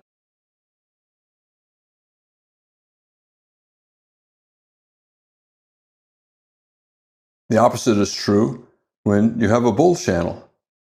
Here we have a bear trend, and we have a pullback, and then we have a resumption of the bear trend.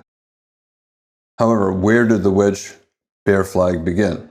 Did it begin right here? Is it a low too short, 2 legs up, 1 pullback 2, a double top 1, 2? Or in fact, did the bull trend, the small bull trend, the bear flag, begin right here before the bear trend ended?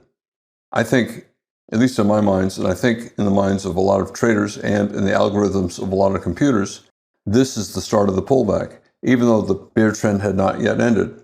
Again, a bear trend often transitions into a bull trend before the bear trend ends. Very often, the final pullback in a bear trend is the first leg up in a bull trend. Wedge bear flag, 3 pushes up, 1, 2, 3, even though that first leg up occurred before the bear trend ended. Also, you have a double top, a bull breakout. Whenever you have a double top and a bull breakout that reverses, that is a type of wedge. You have 3 pushes up, 1, 2 for the double top, and then the breakout is the third push. So the reversal is the start of a wedge bear flag. So 3 pushes up, a wedge bear flag, a double top, a failed bull breakout, that is a variation of a wedge. And again, the wedge began before the bear trend ended, probably half of the time that is the case.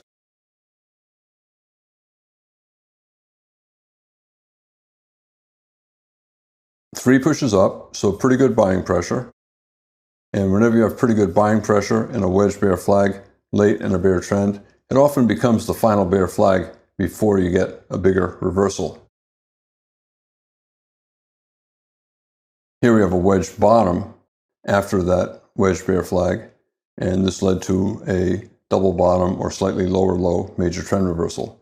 Again, a wedge late in a bear trend often becomes the final bear flag before there is a major reversal.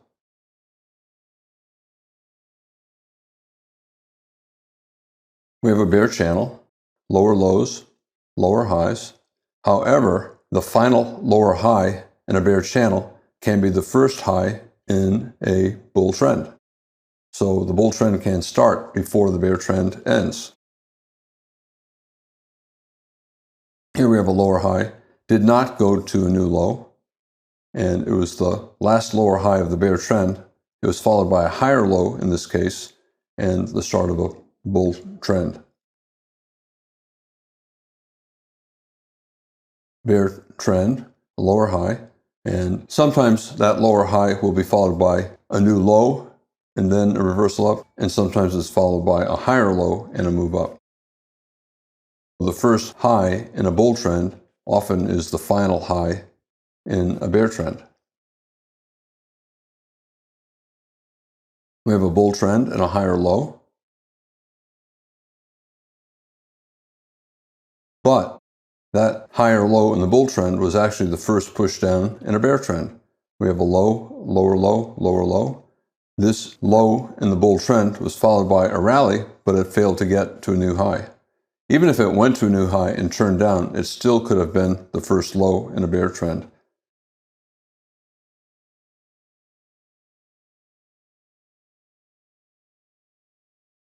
Look at the sell-off.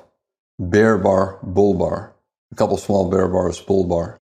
The bear trend is lacking consecutive big bear trend bars.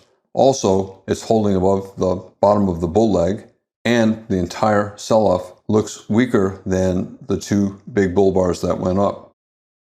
This might be, in fact, a wedge bull flag. 3 pushes down, 1, 2, 3, and the odds are the bulls will get trend resumption up. A bear leg in a bull flag is more likely than the start of a bear trend.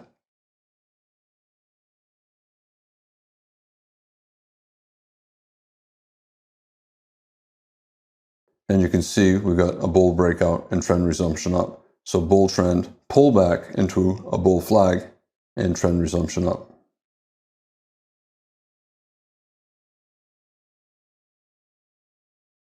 Three pushes down, a bear trend, strong bear breakout, 3 pushes, 1, 2, 3. Where did the bull channel begin? I always look to the left to see if there's a first leg up within the bear trend. And I draw lines connecting highs, reversal down. So that's a possible first point of a line, reversal down, second point of the line. And while you can argue that it's 2 legs up from this low and the bull trend began here, some computers instead will say the bull trend began here and it's a wedge rally. 3 pushes up, 1, 2, 3, even though the bear trend had not yet ended. the transition often means that you have a bear trend and the bull trend begins before the bear trend ends. We got a high, but a lower high. The biggest bull bar late in the trend, possibly an exhaustive bar, and a failed breakout above a bull channel. And we ended up with a lower high, a failed breakout, a buy climax, and a reversal down. Big up, big down.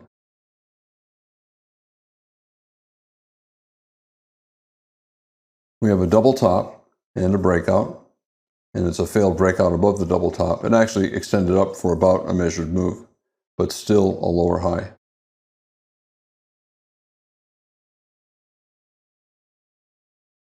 When I'm looking at this chart, I understand the argument that the bull trend began here.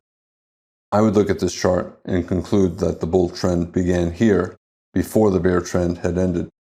So the first rally was actually still part of the bear trend, and it's a transition from a bear trend to a bull trend. And in a transition, a lot of times there are components of both. At this point, for example, we're still in a bear trend. We still have lower highs. And we don't know until up here. We don't know that this, in fact, is part of the bull trend. And we don't know until we're up here that this might be, in fact, part of the bull trend as well, even though it's still in the bear trend. The important point is that when a bear trend converts into a bull trend, often the beginning of the bull trend starts before the bear trend completely ends. It's part of the evolution of bear to bull. Again, when you're drawing lines, I'm always looking for reversals. We have a reversal down here, reversal down here, reversal down there. Well, I can draw a line using that high or this high, and then this high or that high. We have two reversals down, so possibly the start of a bull trend. You can see the line is going up, yet this low is below that low.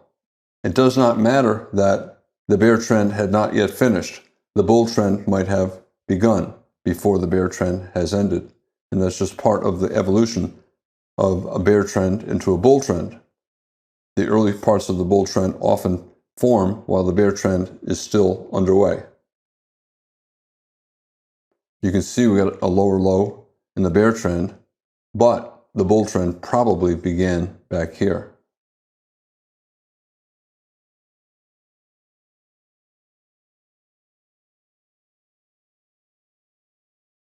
Is this line important? Well, we don't know. Is this really the start of the bull trend?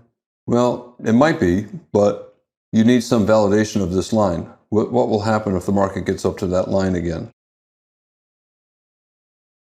All right, it reversed down. That tells you that the market considers this line important. Where did the line begin? It began over here, while still in the bear trend. So this illustrates that computers and traders thought that the bull trend began here. This is where the line began, and it began before the bear trend had completed. And the trend line, 1, 2, 3. So we got a wedge top and two legs down, 1, pull back, 2.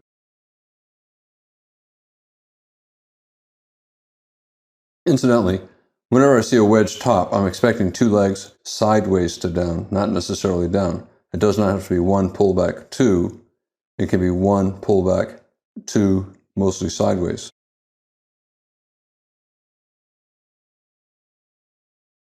You never know in advance what the majority of computers will use as their lines. And there are many ways to draw lines. I can use that low and this low. Some computers will use that low. Other computers will use this low or that low.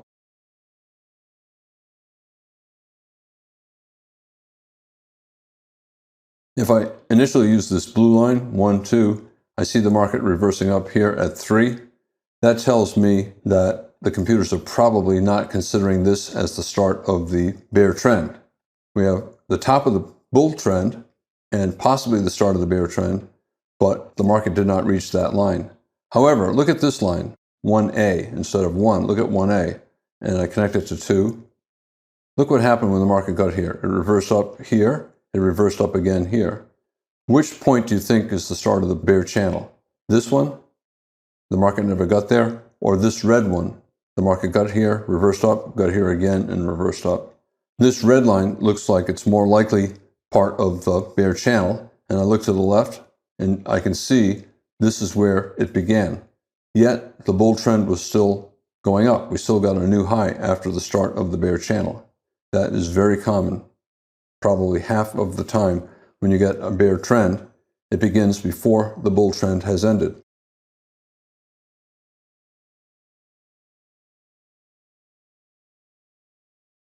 I want to talk a little bit about higher time frames. This is a 60-minute E-mini chart. And we have 3 pushes up, 1, 2, 3. The spacing is not great, a lot of space between 1 and 2, much less space to bar 3, but it's still 3 pushes up with reversals down. So effectively it's a type of a wedge, even though it does not have a wedge shape.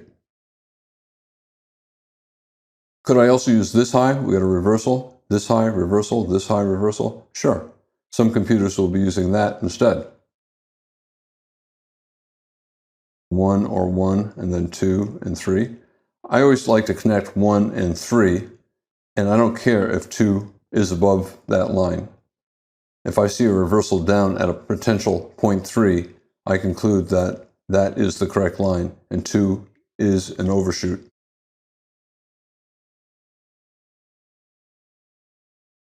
If you're a day trader trading on a 5-minute chart or a 15-minute chart, higher time frame signals like on the 60-minute chart or the daily chart come much less often, but they still can be important. And if you look at a 5-minute chart, especially if you use a bar chart which has a lot of bars on the chart, you can see the same lines. On the 60-minute chart, a lot of bear bars, and some of them are pretty big. And here we have 4 consecutive bear bars, 2 consecutive big bear bars. So there's pretty good selling pressure. There are also usually other patterns within patterns. For example, we got a low, a lower low. We have a high, a higher high. It's a type of expanding triangle. The shape is not particularly good. That means that most computers will not be paying much attention to this as an expanding triangle. However, they are paying attention to the market reversing down at this line and that line.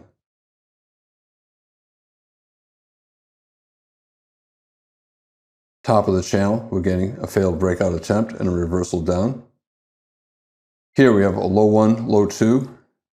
I also like to pay attention to consecutive tops, which is a variation of a low 4 pattern. So did the market try to top and then fail and then try to top again? For example, here at 1, 2, 3, we tried to get a wedge top here, but we broke strongly above it. Strong enough up, so a second leg up is likely, and we got that here. So we got 1, 2, 3, first top, and then 2 more legs up, second top. Consecutive tops. We tried to get a wedge top here, it failed, and then we got another couple legs up, and this double top succeeded. Even though it's a low 5, 1, 2, 3, and then 4, 5, it's still a variation of a low 4. I prefer to use the term consecutive tops because a lot of times low 4s can be consecutive wedges. So it could be a 3 and a 3, it could be a 2 and a 3, it could be like here, a 3 and then a 2. The important point is the market tried to top, it failed. We got a couple more legs up, and the second attempt at a top was successful. Higher probability sell when you get a second consecutive reversal pattern. Bears will sell, expecting at least a couple legs down. 1, pull back, 2. They sell just below the low of that bar. Take a look at this. This is the same chart. The last chart was a 60-minute chart. This is a 5-minute chart, and I compressed the bars so that it would look the same as that 60-minute chart. And these lines are the same. 1, 2, 3, and then over here as well. You can compress the bars and put a whole bunch of bars on the chart and get the same shape as I just showed on that 60-minute chart.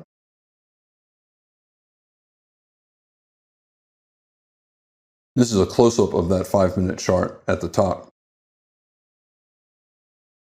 Traders could sell below that bar, or we have now a double top. They can sell below that bear bar or below this bull reversal bar. It's a reversal bar with a bull body. Now, why would anyone do that? They see the lines on the 60-minute chart. Why not just trade it on the 60-minute chart?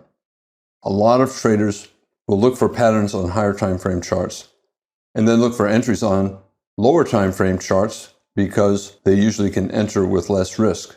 The bars are smaller, so the risk is smaller. On the 5-minute chart, you would sell here or here, and that's actually 3 to 4 points better than taking the entry on the 60-minute chart. For example, if you enter on the 60-minute chart, your entry would have been here. If you see the lines on the 60-minute chart, you can turn to a 5-minute chart and look for a reversal on the 5-minute chart and often get in at a better price and with less risk. I'm going to talk a little bit more about reversals and breakouts. My 70% rule: whenever the market is at a channel, the top or bottom of either a bull or a bear trend, there's about a 70% chance that the market will reverse. Point 1, point 2, 70% chance you'll get a reversal at point 3. Point 1, point 2, 70% chance you'll get some kind of reversal at point 3. This is a bull trend, and this is a bear trend. It does not matter that this is the top of a bear trend, and this is the top of a bull trend. 70% chance you're going to get some kind of a reversal, a tradable reversal. The same is true with the bottom of a channel. Here's the bottom of a bear channel, 70% chance point 3 will reverse up. Here's the bottom of a bull channel, 70% chance point 3 will reverse up. Point 1, point 2, I draw a line, this is point 3.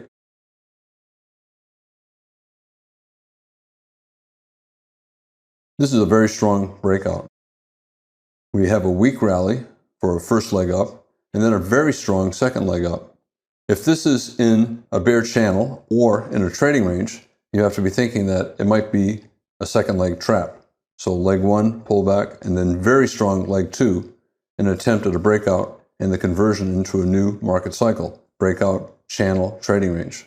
However, if the bars to the left are sideways and the market is now at the top of a trading range, or if this is a bear channel, this could simply be a second leg trap and lead to a reversal down.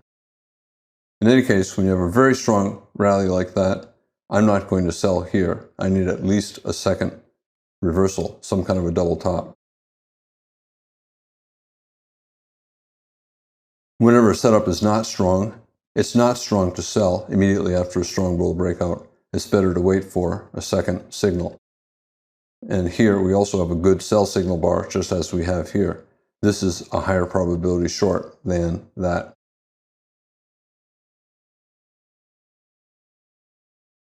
A great looking bear reversal bar usually is not enough to reverse a very strong bull trend. Usually you need to wait for a second signal. Usually this will be a minor reversal, which means a bull flag, and there'll be at least one more leg up before the bears can get a significant, tradable, profitable short. This is the short below the second attempt, a double top.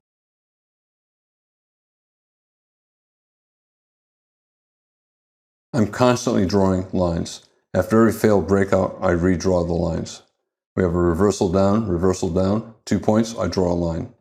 We have a reversal up, 2 points, I draw a line. But then I break strongly below the line. What do? It broke strongly below the line and reversed up. You know what I'm going to do. I'm going to get rid of that line and draw a new line connecting this low and that low. The market's telling me it's ignoring this line. Well, what am I going to do? I'm going to ignore that line. Now we have a potential channel, and this line is close to parallel to this line, so I'm going to leave it there, even though the spacing might not be good between point 1 and point 2, and then point 2 and point 3. Very strong reversal up, but look what happened. We reversed down. So point 1, point 2, point 3, top of the channel. It didn't matter that this is very strongly up. It reversed down. When I see a big bear reversal bar after a breakout like this to a new high, I'm not going to short that after this much buying. However, I will look to short a second reversal down, either here or here below that bear bar. Reversing up, well, you know what I'm going to do. I'm going to draw a new line. I could draw the line from this low to that low. I'm initially going to draw it from this low to that low. As trends mature, as more bars get added to the trend typically becomes weaker and it tends to evolve more into a trading range. By weaker, I mean flatter. I had one line here and now I have a flatter line. So the channel is becoming flatter, less strong. And also the channel tends to get broader. The space between the top line and the bottom line tends to get wider. And that is a sign that the market might be starting to transition into a trading range. And that's ultimately what we had. A double top, double bottom, another push way down here. So this looks like the bull trend has evolved into a trading range.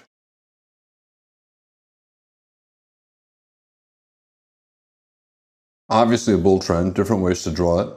Some computers will use this for point 1, others will use that. It doesn't matter.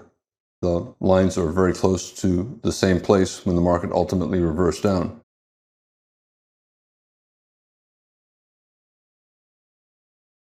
What's the target? I said 70% chance if the market tests the top of the channel, it's going to reverse to the bottom of the channel. Well, we have a bull trend. Where is the bottom of the channel?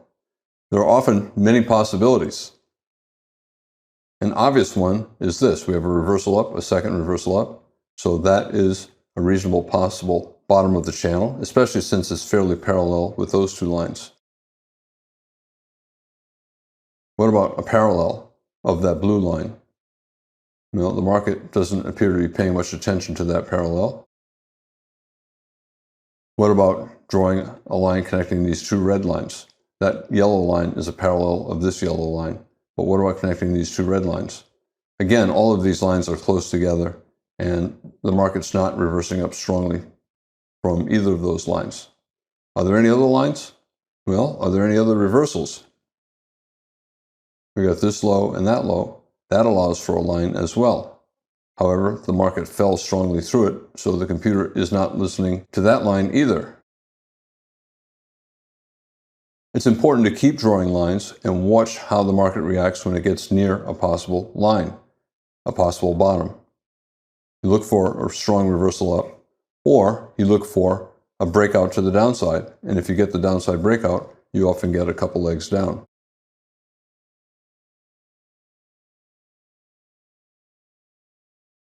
I think this chart is particularly interesting. This is the S&P Cash Index, a monthly chart, and this is the 1987 crash.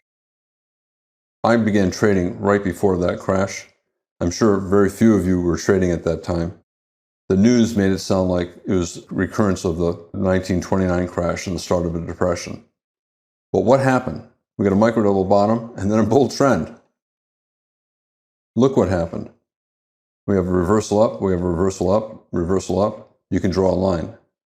Even though this crash was huge at the time, the market fell 25% in one day. Where did it stop? At a trend line. And I think it's really important to recognize that, plus a micro double bottom. A lot of times when the market has a huge collapse and then a micro double bottom, it'll channel up. That's a very common pattern, even though the crash looks like it's the start of a huge spike and channel bear trend. So spike, pullback, and then maybe bear trend. We had that in 1929. We had a spike and channel bear trend. Here we have a spike and a micro double bottom at a bull trend line, and the bull trend continued up. As disastrous as this looked at the time, it's really not a significant event in the big picture. For example, look at what took place since then. Here's that 1987 crash. As disastrous as it looked at the time, it looks like nothing today. We had a big reversal down here, another big reversal down there, but we reversed up, I can draw lines. Look at this, the 2007, 2008, 2009 collapse. It ultimately reversed up, but where did it reverse up from? Connect these lows. And just like the 87 crash bottomed at a bull trend line, the 2009 crash reversed at a trend line. And that is an important reminder to keep drawing lines, because every sell-off, no matter how strong, ultimately is going to reverse up, and it's always going to reverse up at a line. In this video, I talked about how new trends often begin before the prior trend has ended. There's a transition from one trend into another trend, and the beginning of the new trend often starts while the old trend is still in effect. Traders often find patterns on higher time frames and then switch to lower time frames to find earlier entries. And finally, I talked about reversals and breakouts, and in particular, every major reversal, like in the 1987 crash or the 2009 crash, comes at some kind of a trend line. I'm Al Brooks. Thank you for watching the Brooks Trading Course. This is the third of 6 videos on channels.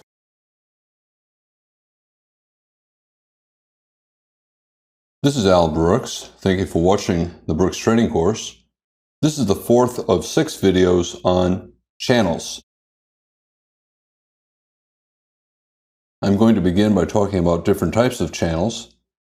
I'll move on to discuss tight and broad bull channels, and then finally I'll talk about tight and broad bear channels. A channel is simply an area of the chart that can be contained between two lines, and that includes a trading range. A trading range is simply a horizontal channel. You can draw a line across the top and a line across the bottom. And in this video, I'm going to be talking about channels that are in trends, like a bull trend or a bear trend. In a bull trend, I draw a trend line along the bottom, and then the line across the top is the trend channel line. In this case, I have it drawn as a parallel. As I said, if you have an area on the chart that can be contained between two lines and that area is horizontal, it's a trading range, but it's still a channel. Sometimes patterns are not all that obvious. For example, here there's a small expanding triangle. I have it drawn here using this high. It probably began with this high, so up here, we went down and up on that bar, and then down here, and then up here to there, and then down and up. But it's still a type of channel. It's contained between two lines. In an expanding triangle, the lines are diverging. They're getting further apart. Other times, triangles are converging. Here we went down and up and down and up and down. I know that if you use this high and that high to draw the top, the second point is above. But anytime I have a trading range and the lines are pretty much convergent, I think of it as a triangle. It doesn't matter if you call it a triangle or simply a trading range. You can call it a diamond pattern, which is an old-fashioned type of reversal pattern. It doesn't matter. You know that the market is sideways. After a bull trend, it's in breakout mode, and it may resume up, it may reverse down. And when the chart starts to get into a convergent channel, that means the market is probably fairly close to breaking out. Again, there are triangles on this chart as well. Whenever I see a trading range and I can draw lines that are convergent, I think of it as a triangle. There's a triangle up here as well. 3 pushes up, 1 down, 2 down, 3. That's a triangle as well. And if you have a diagonal channel, a trend channel, but it's convergent, I think of it as a wedge. So we've got 3 pushes down, 1, 2, 3. And that allows me to draw a line, and then I can draw a bear trend line on top, a wedge bottom. Patterns are rarely perfect, and you have to be flexible. When I started out 30 years ago, I would look at books and magazines, and the patterns were all perfect. If you look for perfect patterns when you trade, you're never going to trade, because perfect patterns are rare. They are the exception. Most patterns are not perfect, but the computers see them, so you have to be able to see them as well. A trading range, you have to be thinking about a breakout, and I'm always looking at lines, and you can see you can draw convergent lines. So this is a triangle after a rally, and it turned out to be a part of a double top, and it led to a bear breakout.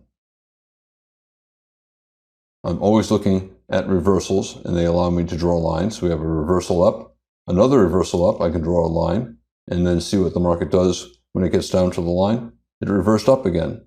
And you can see I can draw a line across this reversal down and this reversal down, a wedge bottom, and we got a strong breakout to the upside. A bull breakout or a spike, and then a pullback and a channel. So it's a spike and channel bull trend.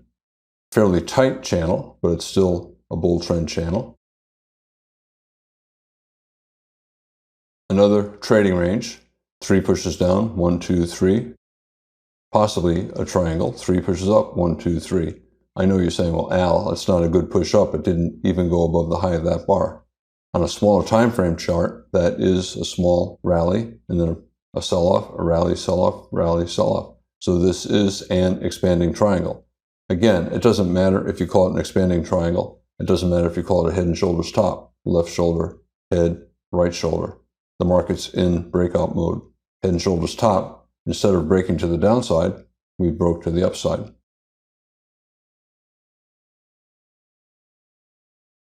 Not perfect, but a trading range. It looks like this is a reasonable top to the range. We turned down, we turned down, we turned down, we turned down, we turned down. We tried to break to the upside, it turned down. And this is a possible bottom to the range. Every head and shoulders top is a trading range.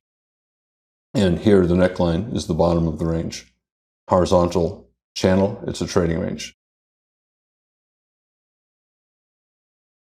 I'm going to talk now about bull channels, both tight and broad. Every trend is in a channel at some point, and every chart has channels on it. We have a breakout here, it continued here. On a higher time frame chart, this is simply 1 or 2 or 3 big bull trend bars. It's a breakout, no pullbacks, it's a micro channel. And then here we have a bull channel, but the pullbacks are small. They're only lasting 2 bars here, 1 bar here, 3 bars here, and they're not dropping very far. This is a very tight bull channel, and on a higher time frame chart, that tight bull channel is a breakout. And because it's a breakout on a higher time frame chart, it's better only to look to buy. Tight bull channel, it's a breakout on a higher time frame chart, better only to look to buy for any reason. Below bars, reversals up, doesn't matter. And bears should not sell.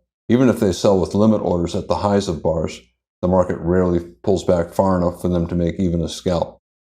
Here, if you sell this high, you lose money. Tight bull channel, better only to look to buy.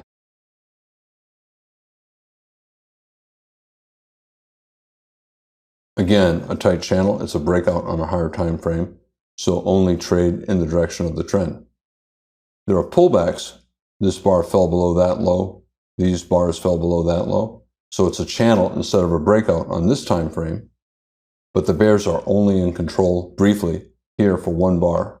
Here they couldn't even get a pullback. They just got a pause. When you look at this chart, you'll say, well, the market's going up. Yes, it's going up. But how is it going up? Is it a breakout? Well, there's a breakout here, but this is not a breakout. This is a trading range. There's a breakout here, but there's a reversal here, and there's a big gap down here. Yet, it starts in the lower left, ends in the upper right. It's a bull trend.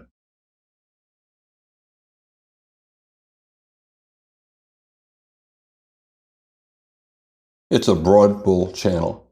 And with broad bull channels, they often have times when the market is always in short. Maybe it's always in short here, maybe it's always in short here. The market fell below a major higher low. This higher low broke strongly to a new high, yet we fell below it. However, we're still above this low, the bottom of the bull trend. Broad bull channels often have times when the market is actually always in short, but still within the broad bull channel. And when a channel is broad like this, it's always good to trade in the direction of the trend. So it's always good to be buying. But when the reversals are as deep as they are here, as they are in broad bull channels, bears will sell, knowing that the market will fall far enough for a profit. A broad bull channel is similar to a trading range that's simply sloped upward.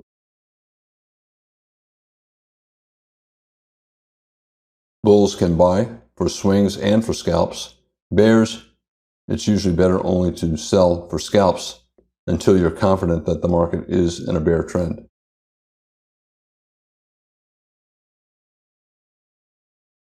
As I said, sometimes the sell-offs are strong enough to make the market always in short, but still within a broad bull channel. That's one of the hallmarks of a broad bull channel. The market often has episodes when the market is temporarily always in short.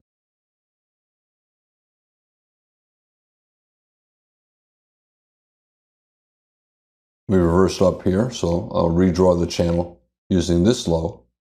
As channels progress, they tend to become flatter and broader. The original channel was across here, but we gapped below it, and now I would redraw the line there. We fell below this low, and I think this is a major higher low, as is this, but we did not fall below the bottom of the bull breakout. And this sell-off then, while it makes the market always in short, at least temporarily, it still does not convert the market into a bear trend yet. We're still above this higher low. The big picture at this point, the big picture is we're still forming a potential higher low after a higher high. And at this point, you got to be thinking, yes, we're in a trading range. We're in an early bear trend, but the bull channel still is alive. Is this really a minor higher low? You could call it a minor higher low because this is a much stronger higher low, but I would call it a major higher low. With this many bars up and the breakout to a new high, I think this is a major higher low. And we're also in a trading range, and in a trading range, the market often falls below the bottom of the range before reversing up. The important point is that when the market's in a broad bull channel, it can be very bearish at times, but those times do not last long before the bull trend reasserts itself.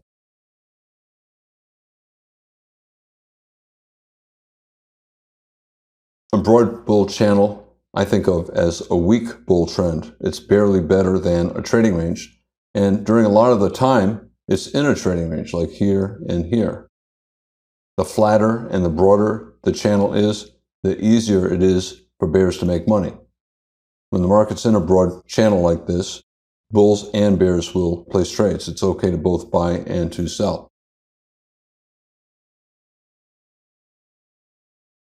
If the channel is very tight, you only want to look to buy. But when it's broad like this, traders will both buy and sell. As I said, one of the other characteristics of a broad channel is that it spends a lot of time sideways in a trading range.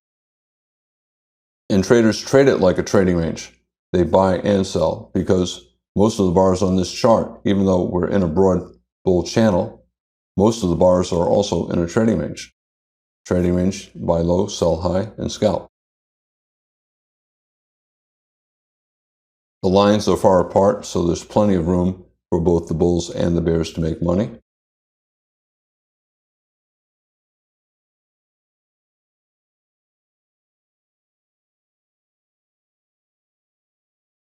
Another characteristic of a broad bull channel is that a lot of the bars have tails on top, and a lot of the bars have bare bodies. And that's consistent with the market being very two-sided. Many bars overlap, lots of reversals, a lot of bad follow-through after good bull bars, good bull bar, bad follow-through, a few good bull bars, bad follow-through, bull reversal, bad follow-through, bull breakout, bad follow-through, bull breakout, bad follow-through. When you see bull legs that have bad follow-through, the market's either in a trading range or in a broad bull channel. Pullbacks are very obvious. They last many bars and they fall for a lot of points, often more than 50% of the prior bull leg. It simply looks like a trading range that is tilted up. And because of that, traders trade it like a trading range. They buy low, sell high, and scalp. This is a bear channel, and it's tight. The pullbacks are brief, only lasting a few bars, and they do not go up very far. On a high enough time frame chart, a tight channel like this is simply a breakout. This is a 5-minute chart, here's a 60-minute chart, and it's a breakout. And because it's a breakout on a higher time frame chart, when you're trading the 5-minute chart, it's much easier to make money only selling, so it's better only to sell and not buy. If you buy, even with a limit order, look at this, you buy that low right here, you're going to lose money. The market never comes back above that low. Same here, buying a new low, you lose money. This is a bull channel, and it's very tight. Pullbacks are brief, do not fall many bars. Very difficult for bears to make money, even with limit orders.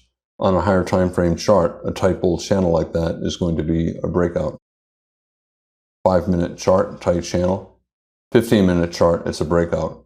And because it's a breakout on the next higher time frame chart, it's better only to look to buy on the 5-minute chart. What do you think about this channel? Is it broad enough to sell for scalps? This is the euro versus the Japanese yen. Or should you only look to buy? A general rule, if you cannot decide if the channel is broad enough to sell, only look to buy. When you have a bull channel, it's always good to buy, and you can only sell if it's clearly broad enough to make money fairly easily. In a situation like this, where the pullbacks are only 10 or 15 pips, it's very difficult to make money selling. It's better only to look to buy. I'm going to talk now about bear channels, both tight and broad. Every channel is a trend, and every trend eventually has a channel, and every chart has many channels in it. The tighter the channel, the stronger the trend, and it's similar to a breakout. When you have a fairly tight channel like this, the pullbacks usually only last 1, 2, or 3 bars, and they usually do not retrace too much of the prior bear leg. You should only be looking to sell. Here, a tight bear channel. Pullback went up 3 bars or so, but really very difficult to make money buying when the pullbacks are relatively small like this and the channel is so tight. Better only to look to sell.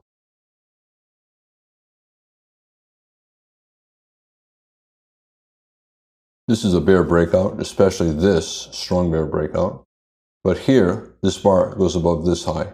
This bar goes above this high. So this is a pullback, that's a pullback. That means that the market has evolved from a breakout phase, this whole thing is a breakout, into a channel phase. But the bulls are in control only briefly and intermittently. The bears keep reasserting themselves, and we keep getting lower lows and lower highs. Take a look at this chart. It's a 120-minute chart, dollar versus the yen. And what do you think about this chart compared to the last chart? It's a broad bear channel. The pullbacks last many bars, and they retrace much of the prior bear leg. It basically looks like a trading range that sloped slightly down, and a lot of the chart is, in fact, in a trading range. Bulls can buy for scalps. They can buy reversals up, they can buy prior lows, and look for scalps. It's a bear channel, so it's a bear trend. Bears will definitely sell as well. They'll sell for swings or for scalps. Again, all channels are trends. All bear channels are bear trends. And the broader the channel is, the weaker it is, and the more it's similar to a trading range.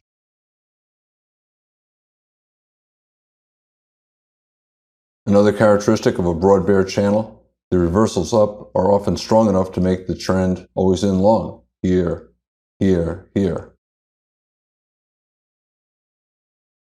However, as strong as the rallies are, they're still largely making lower highs. This rally went above that high, but not above the top of this strong bear breakout. and the reversals down led to new lows. So it's predominantly lower highs and lower lows, even though there's a lot of overlap, even though the market is often always in long, and even though it does go above some of the prior lower highs. It's still mostly lower highs and lower lows. Major lower high, even though it did not go to a new low. Another major lower high, strong bear reversal down. It did go to a new low. This is, I think, a fairly minor lower high. Even though this low might be a little bit below that low, the sell-off is not all that strong. It's still significant that the rally went above it, and the market probably was always in long somewhere in here, but only briefly, and it turned back down below a more significant lower high. You look at that and you say, well, that's confusing, Ali. It's not convincing. Well, that's the point. When the market's in a broad bear channel, it has a lot of trading range price action, yet when you step back from across the room and look at the chart, the market is trending down. It's making occasional lower lows. The market's getting lower lows and lower highs. It's basically a trading range that's sloped down. And because of that trading range price action, traders can make money both buying and selling.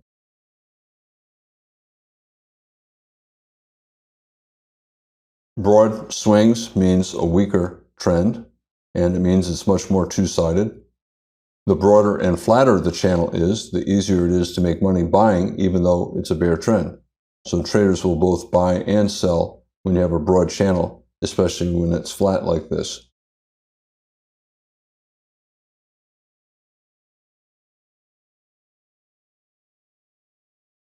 When a channel is reasonably tight and you're not sure if you should both buy and sell, it's better to only trade in the direction of the trend. If you have a tight bear channel, it's better only to sell. This is broad. You can trade both ways. The lines are far apart. The rallies have a lot of bars, 5 or 10 bars, and there are lots of swings up and down. Traders can both buy and sell. Another characteristic of a broad bear channel, a lot of the time, the market's in a trading range. So it's in a trading range here, a little bit lower, still a trading range here. And because broad channels spend a lot of time in trading ranges, you can trade them like trading ranges. Look to buy low, sell high, and scalp.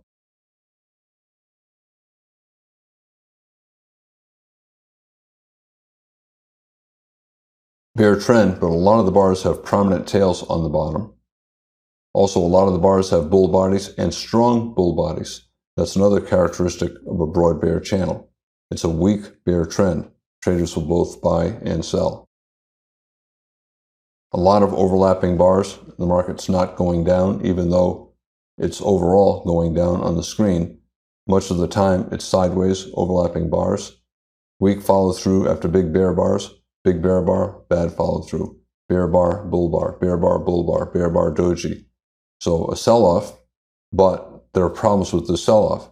Where are the consecutive big bear trend bars that you typically see in a strong bear trend? They're not present because this is not a strong bear trend.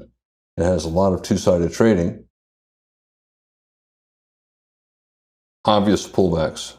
Bear trend, but pullback very strong. In fact, it's a swing up. Again, it looks like a trading range that's tilted slightly down. Compare that with this. We got a bear microchannel, a breakout, and then we're starting to get pullbacks here and here. It's a bear channel. Is it broad enough to both buy and sell, or should you only sell?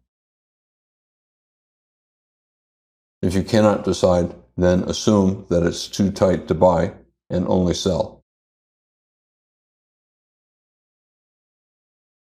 Here's a 240-minute chart of the dollar versus the yen. Most trends begin with a breakout. Here it's a fairly good-sized breakout. Then we got a pullback. At this point, it's still below this high, so it still might be the early stages of a broad bear channel, but it's clearly enough of big down, big up to create confusion. It turned out it formed a lower high and then a persistent channel down.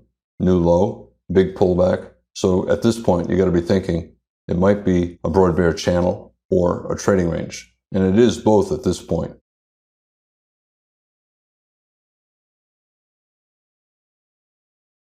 We have a spike down and then a broad channel.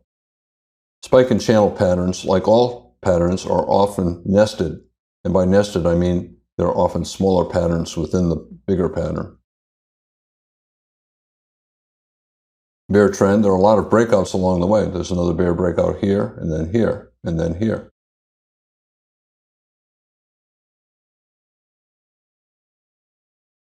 Each leg, up or down, often contains smaller breakouts, and some of the best trends are seen on the smaller time frame charts. To me, this is a nested spike and channel trend.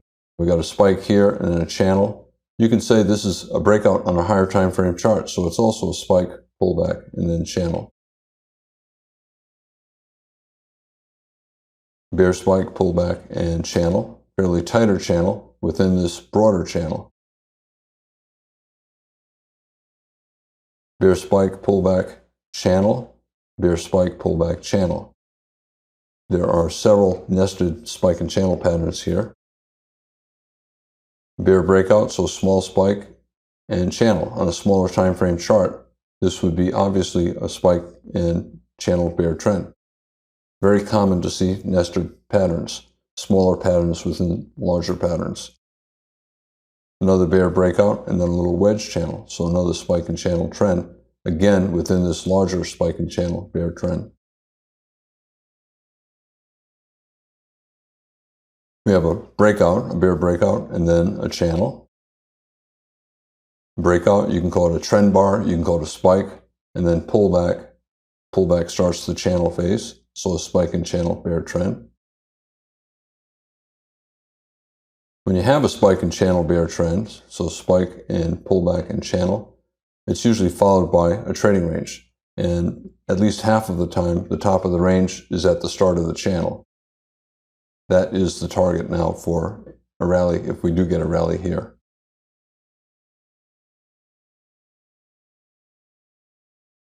A channel, bad follow through, strong bear bar, good bull bar, bear bar, bull bar, bear bar, bull bar. It looks like a bear leg in a trading range instead of a bear leg and what will continue down as a trend. And that's usually the case. When you see a channel and it has bad follow through along the way, it's probably going to transition into a trading range before long. And once it's in a trading range, you have to be thinking that we could get trend resumption down or trend reversal up. We can get a trend breakout in either direction. I think of a channel as a transition phase, a hybrid. It has characteristics of a trend and characteristics of a trading range. And it's usually part of the transition from a trend into a trading range. We have a strong bear breakout, so a very strong bear trend. And then we have a channel with bad follow through all the way down. On some higher time frame chart, it's tight enough to be possibly a breakout. But on this chart, bad follow through, bad follow through, bad follow through, bad follow through. It's probably in the process of transitioning into a trading range. And then we have a bull breakout above the channel, and we're probably in the early stages of a trading range. In this video, I talked about the different types of channels. They can be horizontal, like a trading range. They can be expanding or contracting, like a triangle. Or they could be rising or falling diagonally, like a bull trend or a bear trend. I then talked about tight and broad bull channels. And finally, I talked about tight and broad bear channels. I'm Al Brooks. Thank you for watching the Brooks Trading Course. This is the fourth of 6 videos on channels.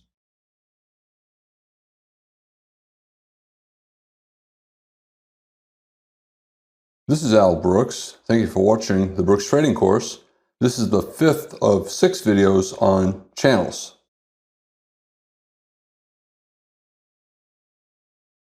I'll begin by talking about how channels evolve into trading ranges. I'll move on to talking about how most channel breakouts up or down fail. And finally, I'll talk about a width trend breakout of a channel. So if you have a bull channel, sometimes you get a bull breakout, If you have a bear channel, sometimes you get a bear breakout.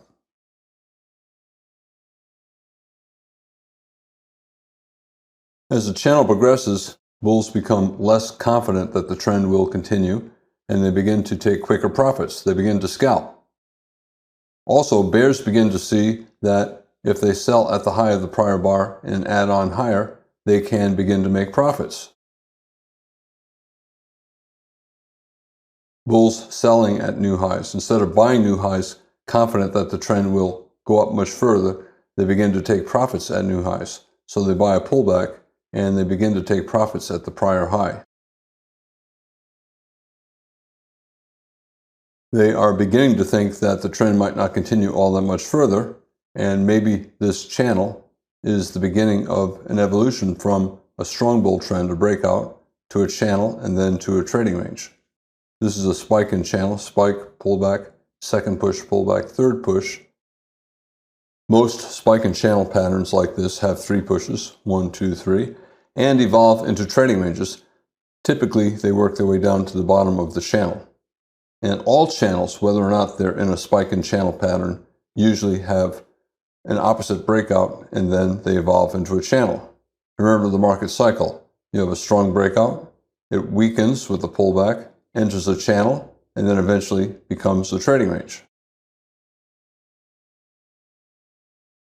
And that is what happened here. So bull breakout, you can call it a spike, first push, second push, third push, a bear breakout below the channel. I don't have the trend line drawn in, and then a couple legs down, testing the beginning of the channel. And then the channel evolved into a trading range.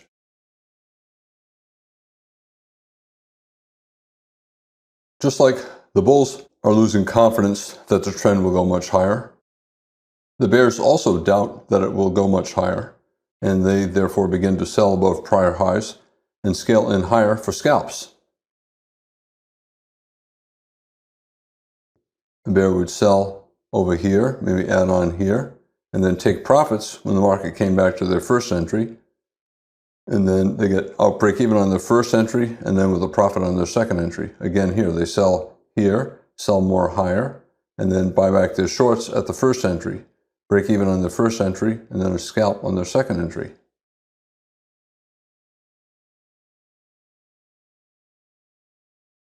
Here's a bear channel. We have a bear breakout, big bear trend bar, and then a channel. 3 pushes down, 1, 2, 3, possibly a type of spike and channel pattern. Strong bear breakout, bears are selling pullbacks. Every pullback they see as a bear flag, and they'll sell below the low of the prior bar. They'll get filled here. Usually higher probability to sell below a bear bar. So a lot of bears, instead of selling below that bull bar, will sell below this bear bar and get filled here. Here they'll sell either below that bar or below this bear bar. Again, below a bear bar, expecting at least a new low. The bears, instead of selling at new lows, they're taking profits at new lows. That's why we're getting these reversals up. New low, and the market goes up. The bears are not selling there, they're buying. They're buying back their shorts.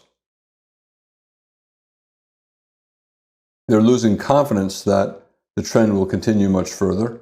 They think that the channel might soon evolve into a trading range, and therefore you get a stairs pattern. Every breakout, here's a breakout point. The market comes back above the breakout point. We have a breakout. The market continues down a little bit, but comes back above the breakout point. That's a stairs pattern, and it's usually a sign that the channel is weakening and will soon evolve into a trading range. Very often when you have a spike and channel bear trend like this, before the market gets all the way up to the top of the channel, it'll go sideways around halfway up and then decide whether to resume down or retrace all the way to the top of the channel and then form a trading range.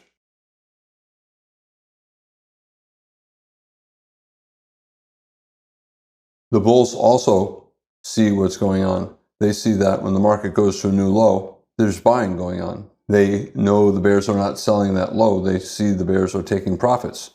And that gives the bulls confidence that the trend will not continue down much longer. And they begin to buy at the prior low and scale in lower for scalps. They place a limit order to buy at this low, and then they'll buy more. Usually the size of the minimum scalp lower. So if it's a Forex chart, the minimum scalp is 10 pips. They'll buy here. If it goes up 10 pips, they scalp out. If it instead first goes down 10 pips more, they'll buy more and then get out at their first entry, break even, and then with 10 pips profit on their lower entry.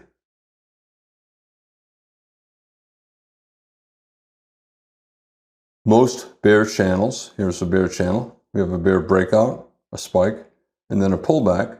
That's the start of a channel. Most bear channels have bull breakouts.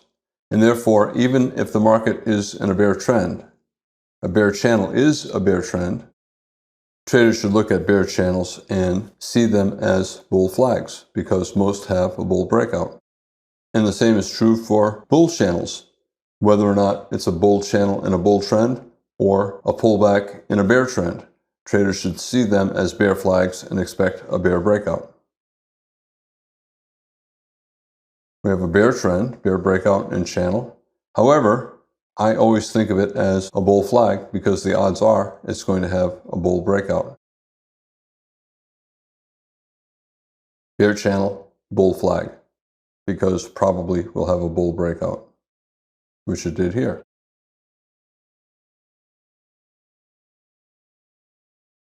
Here we have a strong bull breakout, and then a pullback, and then a channel, overlapping bars, some bear bars, pullback, pullback, pullback. So it's a bull channel. It's a bull channel and a bull trend. However, the odds favor a bear breakout. Whenever I see a bull channel, I always think of it as a bear flag, even though it's not a bear flag. It's a bull channel and a bull trend. The odds are it's going to eventually get a bear breakout. Bull channel, bear flag.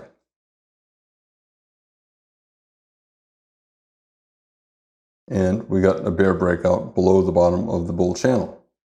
So spike, pullback, channel, probably going to be a bear breakout. And then we have a trading range, the market cycle. Breakout, channel, and then trading range.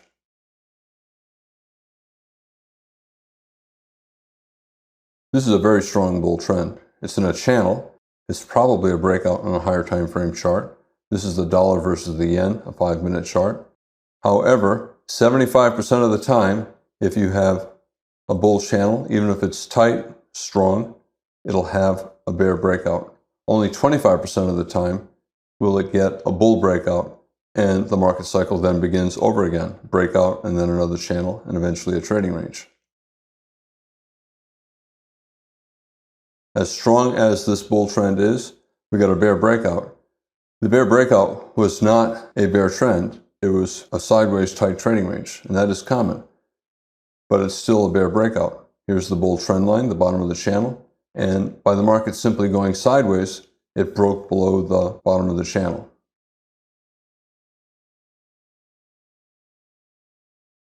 Again, we have a bull channel, a bull trend, and we're starting to get a bear breakout. This bull channel had a bear breakout by going mostly sideways. It went down a little bit, but it was mostly sideways. And it entered a trading range, market cycle. You have a strong bull trend here, a pullback, a strong bull trend here, pullback, and then a channel. And channels usually evolve into trading ranges. Sometimes it's a tight trading range. Sometimes the channel goes all the way down to the bottom of the channel here or here, and then enters a trading range. Once the market's in a trading range, 20 or more bars of sideways to down trading, it enters breakout mode. And at that point, it has just about the same chance of trend resumption up as it does trend reversal down. In general, if you have a trading range and a bull trend, the odds are slightly higher that you'll get trend resumption up and slightly lower that you'll get a trend reversal down. But at some point, if the trading range grows to 20, 30, 40 bars, the probability becomes the same for a resumption of the bull trend or a reversal into a bear trend. The bulls see a trading range as a double bottom bull flag. The bears see the trading range as some kind of a major trend reversal, like here, a double top, lower high, major trend reversal. Bull breakout, pullback, and then you expect a channel. Now, you expect a bear breakout, and then the evolution into a trading range. Sometimes, however, you get the bear breakout and it begins a bear trend. Here we have a breakout, not particularly strong. Some follow-through selling, not particularly strong, but it just kept going on and on and on for 40 or 50 bars. So we have a wedge top, 1, 2, 3, 4, and then a bear breakout. This is the give-up bar, the breakout bar, and then an endless pullback. After some point, after 20 or 30 bars, you have to conclude that it's a bear trend and not simply a bear leg in a developing trading range. A lot of times with these wedge tops, the second leg is very strong and traders start the count over again. So instead of 1, 2, 3, they say 1 and then, oh, strong bull trend, maybe 1, 2, 3. Another way to look at it is a wedge, 1, 2, 3, that broke to the upside. If you have a wedge top and a bull breakout, 50% of the time you'll get a stronger trend up. 50% of the time the breakout will fail, and then the wedge top will lead to a reversal down. Gap. So there's a spike here, even though you do not see it. I think of a gap as an invisible trend bar, and then 3 pushes down, 1, 2, 3. It's a bear channel, and it's converging, so it's a wedge bear channel. And like all bear channels, 75% chance you're going to get a bull breakout above the bear trend line.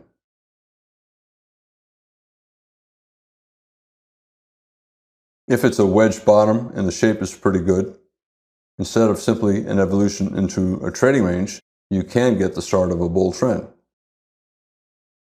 Here we started to evolve into a trading range, but then we got a pretty good bull breakout.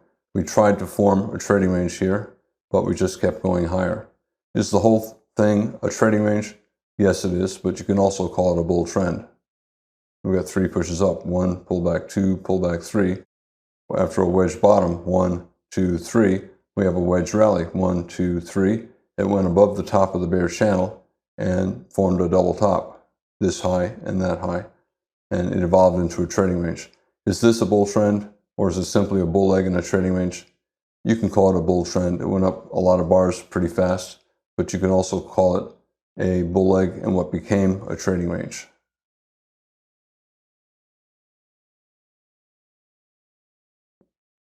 We have a very tight bear channel. It's a breakout on a higher time frame chart. You could simply call this the breakout, and you could say the channel began here. But we have a fairly tight channel and then a bull breakout above that tight channel. So you can say that the channel began here. Doesn't matter.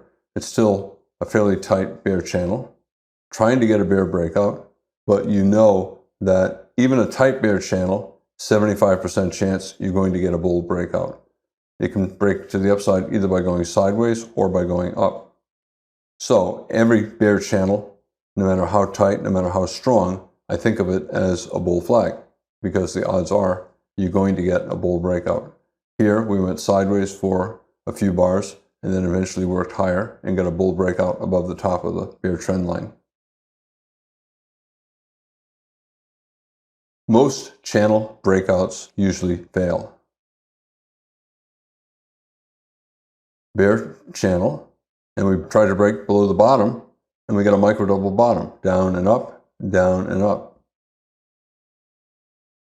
This looks like a potential failed breakout below a bear channel. When you do get a breakout above or below a channel, the breakout usually fails within about 5 bars, and 75% of the time it fails. I always look at the highest time frame chart that shows the channel. For example, let's say this is a 5-minute Forex chart. If I looked at a 1-minute Forex chart, these 2 bars would be 10 bars instead of 2 bars. And therefore the failed breakout would be occurring in 10 bars. However, I always look at the highest time frame chart that clearly shows the channel. And on that chart, 75% of the time, the breakout will reverse up within about 5 bars. Breakout below a bear channel, and we reversed up, and we reversed up a second time. It looks like the bear breakout is failing, which it did. We're testing the top of the channel. Is there a 75% chance the breakout of the top of the channel will fail? In general, yes, but if it's following a reversal up from the bottom of the channel and the reversal up is strong, the chance that the breakout above the top of the channel will fail is much less. To me, I'm assuming that this is the start of a new trend and that the channel phase is over. The bear channel has ended. The goal after a failed bear breakout below the bottom of a channel, the test of the top of the channel. That's the minimum goal. Here, we got much more than that. We got a breakout into a bull trend. A breakout into a bull trend, you have to assume the market cycle is starting over again. So bull breakout, and then we'll get a pullback and then a channel. Here, let's say we're looking at this chart and we're getting a bear breakout below the bottom of the channel, yet the bear breakout is continuing. And that is far more than 5 bars before the breakout fails and reverses up. This is a 2-minute chart, and it took 30 bars before the bear breakout failed and reversed up. However, I'm always interested in the highest time frame chart that shows the pattern. And if you look at this, this is exactly this chart. This is a 2-minute chart. This is a 30-minute chart, and it shows the same breakout, and the reversal up occurred within 3 bars, 1, 2, 3. So bear breakout, and the bear breakout failed within 5 bars. In this case, it failed within 3 bars. Always look at the highest time frame chart that shows the pattern. 75% chance that the bear breakout will fail within about 5 bars and then test the opposite side of the channel.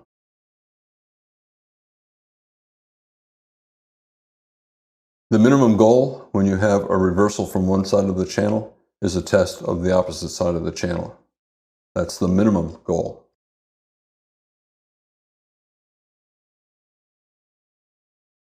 We have a breakout here and then a bear bar, a pullback, so maybe the start of a channel, and we did get a channel. And here we have a bear breakout below the bottom of a bull channel. Does that mean you're going to make money if you sell the breakout below the channel? No, not at all. When a channel is very tight like this, the chance of making money selling is small. Expect that any reversal is going to be minor, and it's very difficult to make money betting on a minor reversal. Just because you know the odds are it's going to break below the bull trend line does not mean it'll go far enough down for you to make money selling. When there's a very tight bull channel, it's a very strong bull trend, it's better only to be looking to buy. Trying to reverse down after about a 10-bar bull micro channel, chances are the bear reversal will become a bull flag. Traders will look to buy on a stop above a bull bar on the reversal up. They'll buy above the high of any bar on the reversal up. In fact, traders will buy below bars, betting that the reversal down will fail.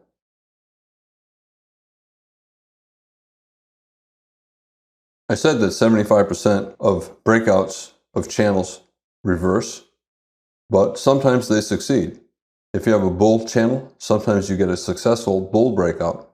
If you have a bear channel, sometimes you get a successful bear breakout. And then the market cycle starts over again. Breakout, new channel, and then trading range. We have a bear channel, wedge shape, but it looks like we're trying to get a bear breakout. 75% chance a bear breakout or a bull breakout of a channel is going to fail within about 5 bars.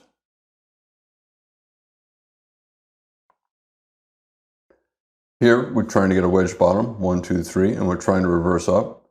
The reversal up failed, and some bulls will put stops below this bar. Whenever you have a wedge bottom or any kind of a bottom where there's a clear place for a stop, and then the stop gets hit, half of the time you'll go down for a swing, half of the time the bear breakout will fail and the market will reverse up. In this particular case, we broke out, and we broke out a second time, and we created a bull IOI. We have a bull inside bar following an outside bar. So a second entry buy. Some traders would buy above this bar.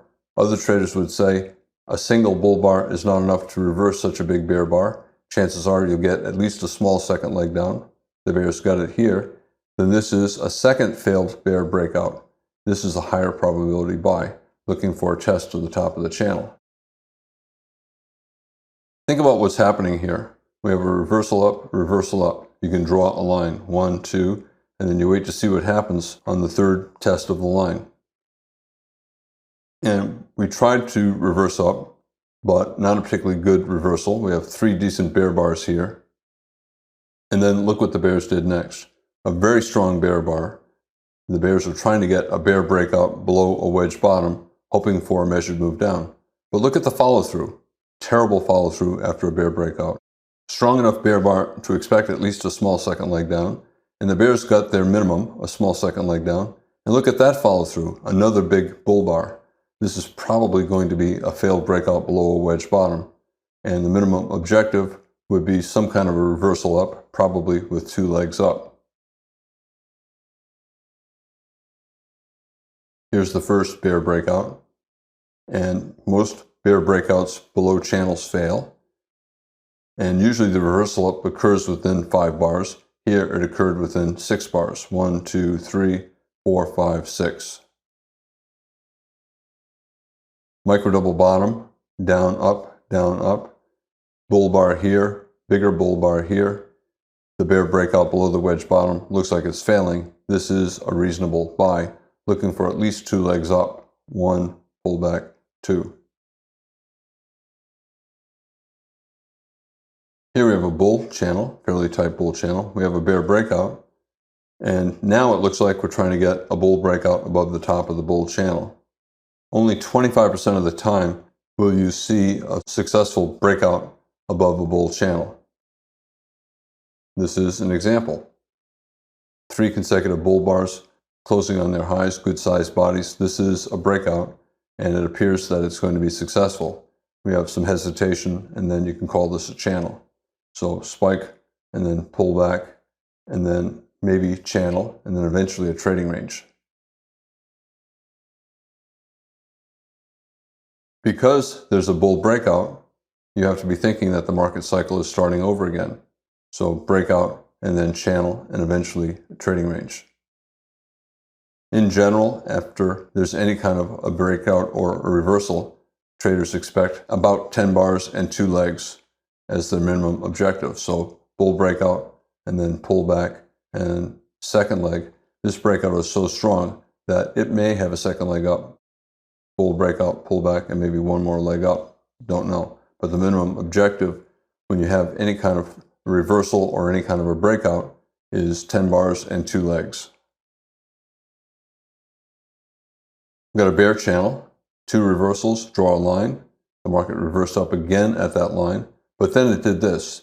3 consecutive bear bars closing below their midpoints, 1 closing on its low. Decent sized bear bodies, especially compared to the size of the bull and bear bodies here. This looks like a breakout, and a breakout, you have to be thinking market cycle, breakout, pullback, and then channel. Only 25% of the time when you have a bear channel will you see a successful breakout below the channel. A breakout begins the market cycle over again, so you think breakout, pullback, channel, and then eventually trading range. Minimum objective, 10 bars, 2 legs, sideways to down. 10 bars, 2 legs, TBTL. We have 1 leg down here, maybe 1 leg down here, and then pull back, and then second leg down.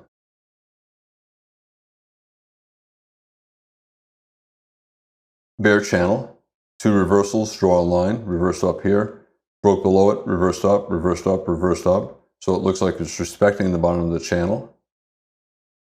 Bear channel, bull flag, 75% chance this bear channel is going to evolve into a trading range. Only 25% chance will the bears get a successful bear breakout and then another bear channel. This is an example of that 25%. I like to see consecutive big bear bars. Big bear bar, follow through big bear bar. When I see that, I think of it as the market cycle starting over again. Breakout, and then pull back by going sideways, and then channel down. So instead of a bull breakout of the bear channel, we got a bear breakout below the bear channel, and the market cycle starts over again. Breakout, pullback, and then channel, and then eventually a trading range. Breakout and then channel.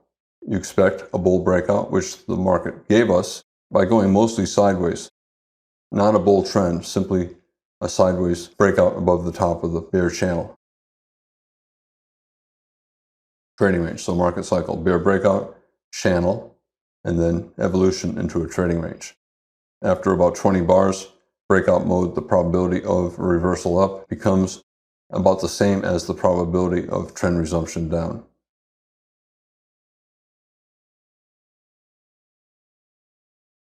This is the 1987 crash. I began trading right before that, and this was a devastating emotional shock to everyone who was trading at the time.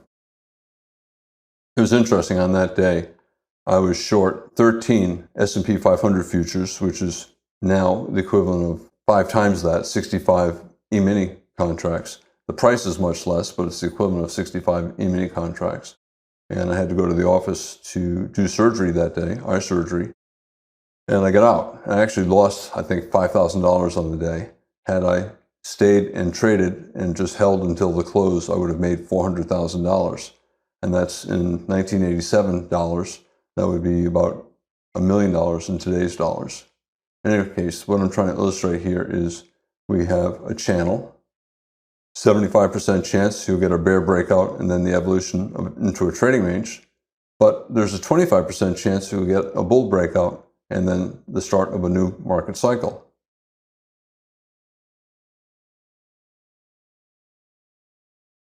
Look what happened. 4, 5, 6, 7, 8, 9, 10 consecutive bull bars closing on their highs. This is a strong breakout, and it's well above the top of the bull channel.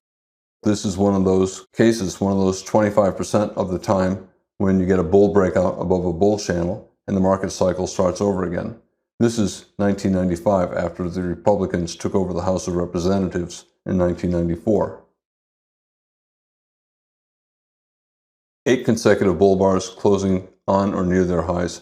Very strong bull breakout. Chances are we're going to get some kind of a measured move up. It's a low probability event. It should not have happened. Chances are we were going to get a bear breakout below the channel. Instead, we're getting a bull breakout. And not only a bull breakout, an exceptionally strong bull breakout. You cannot deny it. You have to look at that and say, that should not be happening. When something happens that should not be happening, there's going to be strong follow-through. Here's that same chart, but zoomed out. Here are those 8 bear bars on the monthly chart, and the market just kept going up. It turned into an 18-bar tight channel. We started to get pullbacks, but it's still in a very tight channel. And we have a pullback here, and this is what followed. The S&P went from 400 to 1,500 over the course of the next 5 years or so. We had a bull channel. You expect bear flag, bear breakout. When you get a bull breakout, especially if it looks particularly strong, you're probably going to get good follow-through. This is unusual. However, you cannot deny it. Once you start to see 5, 6, 7, 8, 9, 10 bull bars breaking above the top of a bull channel, you have to assume that the market has changed. Here we got a 300% gain in the S&P over the next 4 years. Bull channel, usually you get a bear breakout and then a trading range. But here we have a bull channel and we got a bull breakout. So the market cycle starts over again. Very strong bull breakout, micro channel, little pullback, very tight channel. And then a bigger pullback, and then more bear bars and more pullbacks.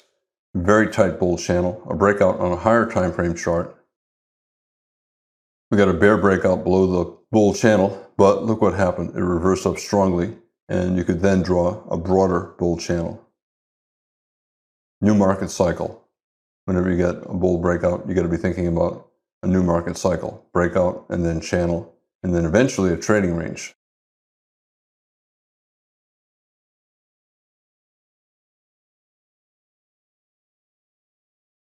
Clearly a very strong bull breakout here. But in fact, You could argue that this entire rally for 3 years is the breakout.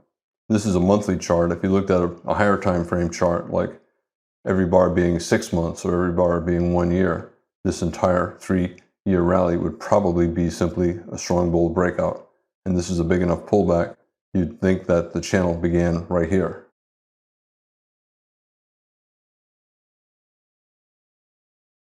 And market cycle, breakout, pullback, and then a channel, and then the channel gets a bear breakout, and then the market evolves into a trading range.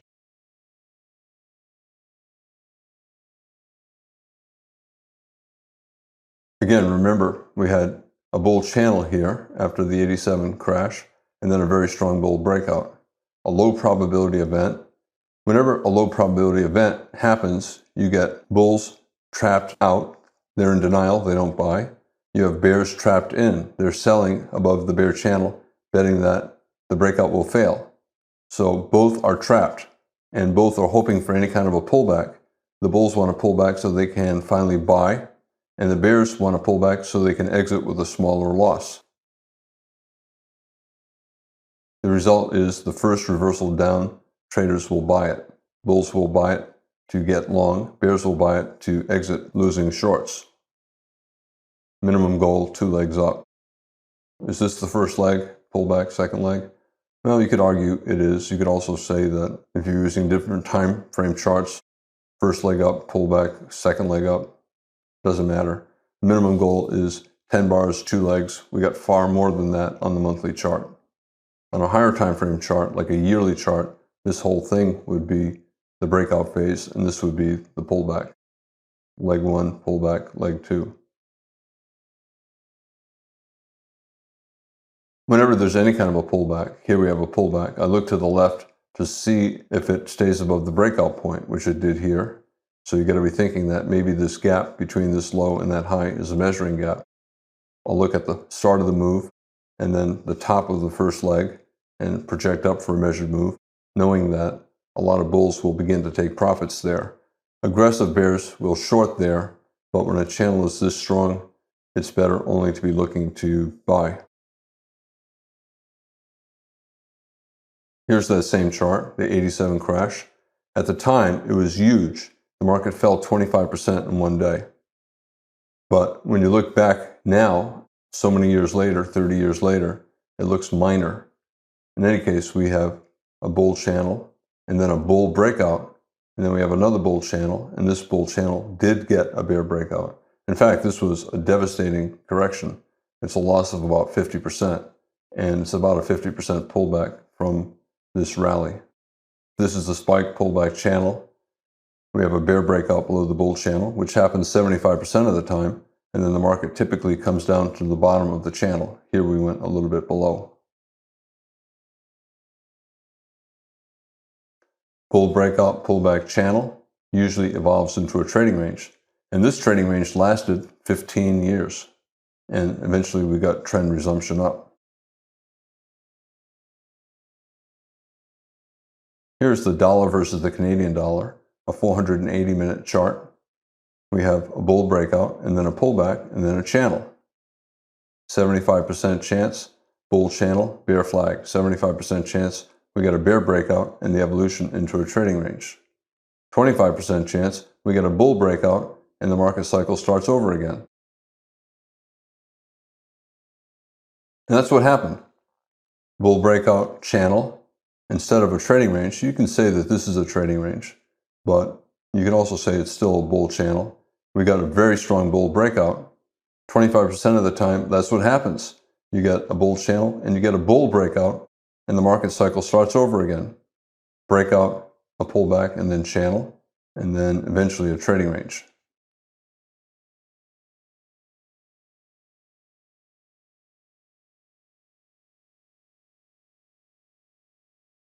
After any breakout, a very strong trend, you expect a pullback and then a channel, a weaker trend, and then you expect that channel eventually to evolve into a trading range. That is the market cycle. That's how markets typically behave. Bull breakout, pullback, a channel, a broader channel, and then eventually a trading range. And after the trading range, especially one that lasts 40 or 50 bars like this, 50-50 chance there'll be trend resumption up. The bulls will see a triangle or maybe a double bottom bull flag, and the bears will see a major trend reversal, like a double top, lower high major trend reversal, and they'll look for trend reversal down.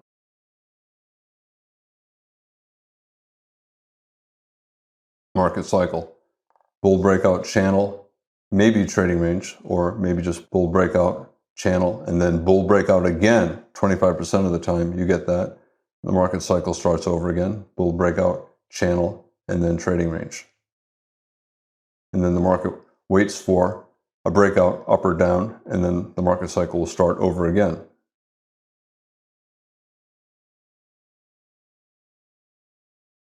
Bull channel, so bear flag, but then we got a strong bull breakout, so you have trapped bulls and bears. Bulls were hoping for evolution to a trading range that would allow them to buy lower, so you have a lot of bulls who are trapped out, and you have bears who have been selling every new high, betting that the market would evolve into a trading range, and they are trapped in. And both are hoping for any kind of a pullback, even a small one, so they could buy. The bulls buy to get long, the bears sell to exit with a smaller loss.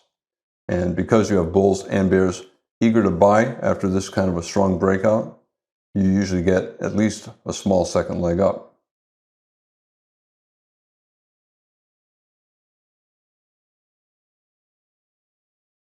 Here is what could have been the top of the channel and the start of a trading range. Instead, we got a bull breakout. I'm always looking at measured move targets. I might look at a measured move based upon the bottom of the channel to the top of the channel, or the top of the channel here. And if the breakout is strong enough, then I'll look maybe at the bottom of the entire pattern to the top of the entire pattern and look for a measured move up. And you can see traders started to take profits at that measured move target.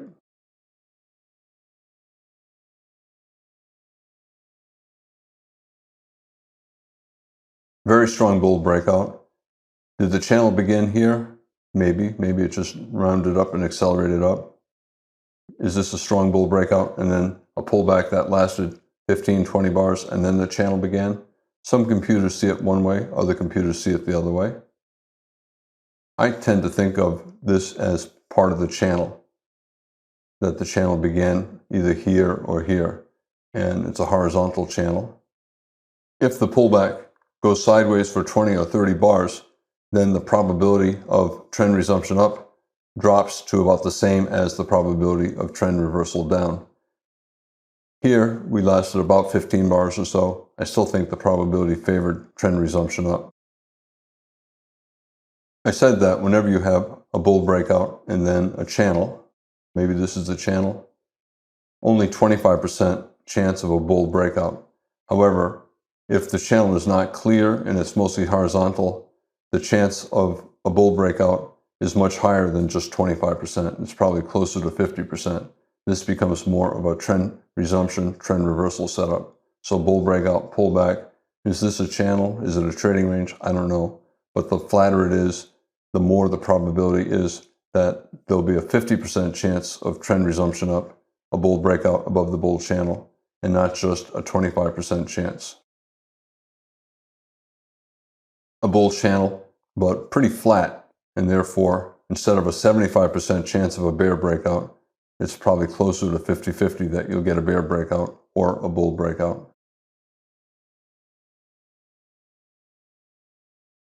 In this video, I talked about the evolution of channels into trading ranges.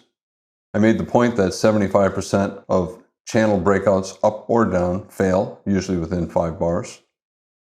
However, 25% of the time, you'll get a bull breakout above a bull channel or a bear breakout below a bear channel, and then the market cycle starts over again. Breakout, new channel, and then trading range.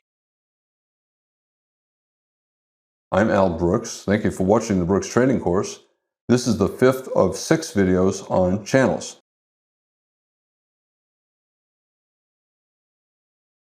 This is Al Brooks. Thank you for watching the Brooks Trading Course.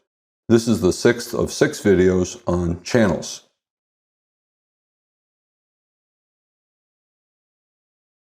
This video has many smaller chapters to it.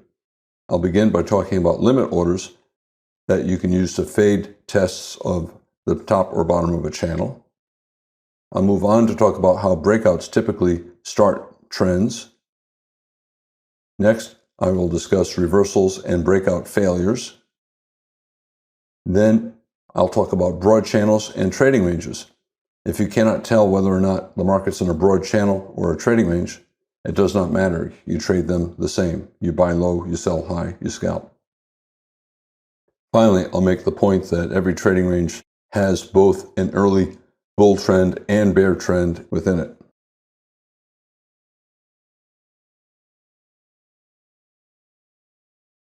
Here we have a big bear bar and then a second reversal down. Traders will draw a bear trend line across the top and watch what the market does when it gets near the line. We have a reversal up, a second reversal up. Traders will draw a line and then watch what the market does when it gets near the bottom of the channel. We reverse down and then we have a second reversal down, a micro double top. The market reversed down from near the line and then it went up again and it reversed down a second time. So it's a micro double top. The market went up and down on this bar and then up on this bar and it's starting to go down on that bar. So it's a second entry short. The first entry is the market falling below that bar, and then the second entry is falling below this bar. Traders should be looking to sell on a stop below the low of this bear bar. The bear bar has a decent sized body and closed below its midpoint, and it'd get filled right here, just below the low of that bar. Incidentally, this is an II pattern. This bar is inside that bar, so consecutive inside bars. It's also an IOII pattern. We have an II, and then this bar is an outside bar. It simply means the market is deciding whether to break to the upside or reverse to the downside. This bear bar closing near its low, especially at resistance at the top of the channel, makes it more likely that the bears will get a downside breakout. The bears broke below the bottom of the channel, but on this bar, the market reversed up. It tried to break out again to the downside, but by the time the bar closed, instead of being a bear bar closing on its low, it's a bull bar closing near its high. Bulls would buy either above the high of this bull bar or above the high of both bars, using a stop, expecting at least a test of the top of the channel.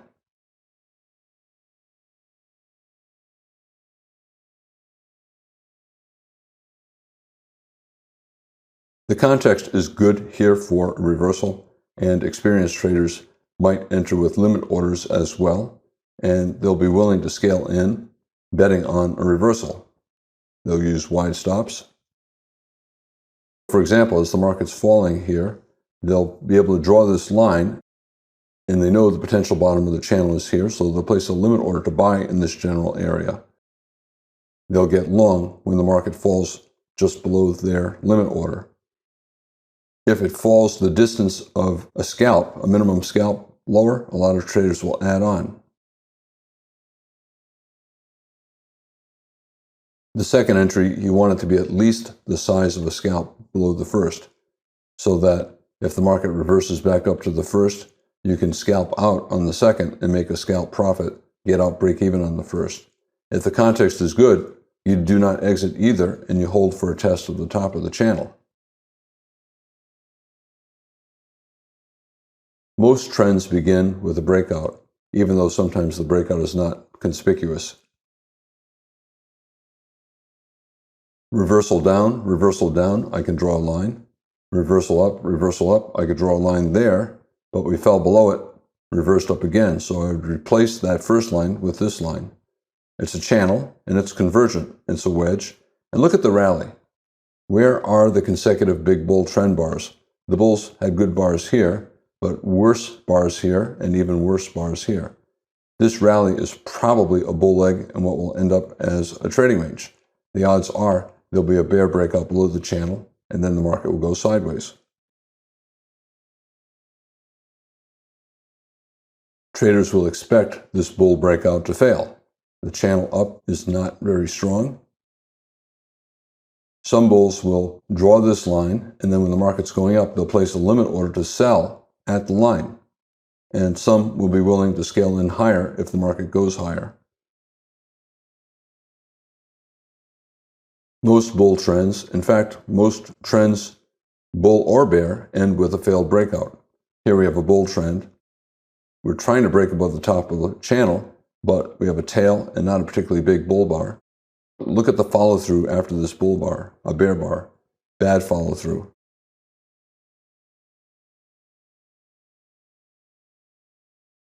The context is pretty good for the conversion of a bull trend into either a trading range or a bear trend.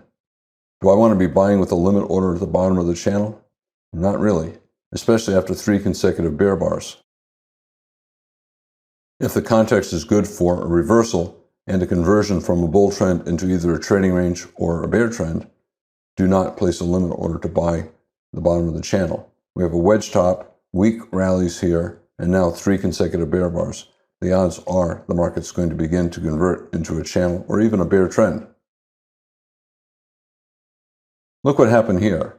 After the 3rd consecutive bear bar, we suddenly get a very big bear bar. Not only that, look at the open of this big bear bar and the close of that bear bar. A lot of traders, when they see a reversal and they see 3 consecutive bear bars, they'll sell at the market. As soon as this bar closed, there were so many orders to sell at the market, the next bar opened below the open of that bar. That's a sign of very eager bears. And by the close of the bar, we had a very big bear trend bar.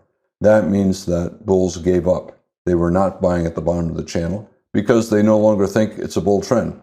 They think it's either going to have a couple legs down and form a trading range or a couple legs down and form a bear trend. A big bear trend bar like this on a reversal, I call it a give up bar. The bulls are giving up. And if they're giving up, they're not looking to buy a bar or two later. They're going to wait for at least a couple legs down.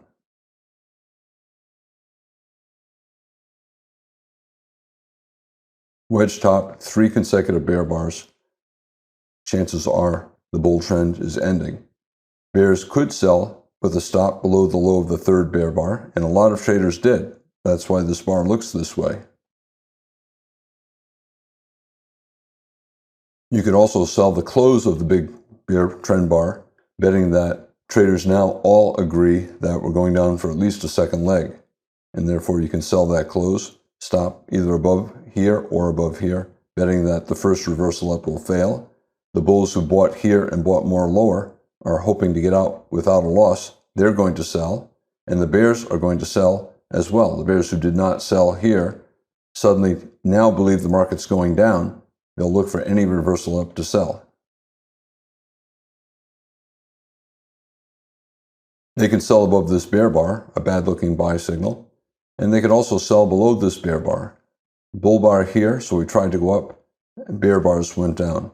Bull bars here tried to go up a second time, and this bear bar tells me that the reversal up is going to fail. It's a double top bear flag, up, down, up, and you have a bear bar closing on its low. The market became always in short with this big bear breakout far below the bottom of the channel. Chances are we're going to get at least a second leg down.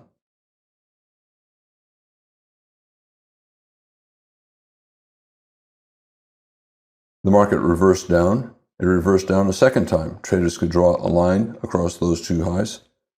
The market went above that line and now is reversing down again. So at this point, traders would replace the first line with a new line using these highs. To find the bottom of the channel, they can create a parallel of this line and drag it to the low point in between or to any of these other prior lows.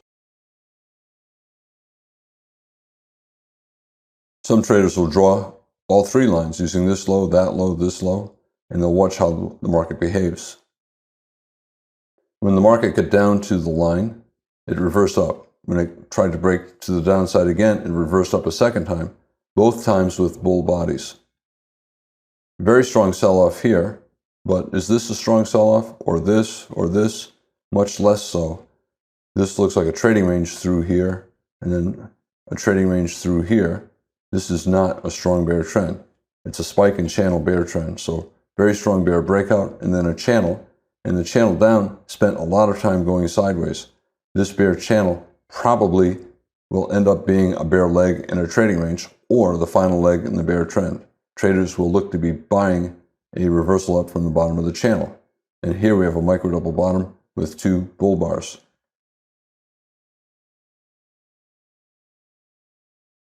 Should you be selling at the bottom of the channel betting on a successful bear breakout? Well, only 25% of the time are you going to get a successful bear breakout below the bottom of the channel, and that's even less likely when the channel is as weak as this. Instead, traders should be looking to buy with limit orders at the bottom of the different channels. As I said, you can draw channels connecting these lows. You can draw channels with a parallel, anchoring it to that low, to this low. Traders will look at any of those lines and look to buy with a limit order. Experienced traders will buy with a limit order, buy more lower. Most traders should only be entering with stops, either above this bull bar or above both bull bars, a micro double bottom, down, up, down, up.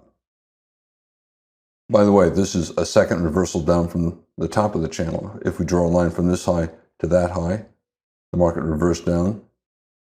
The bulls again tried to break above the line and failed a second time, so that is a reasonable short.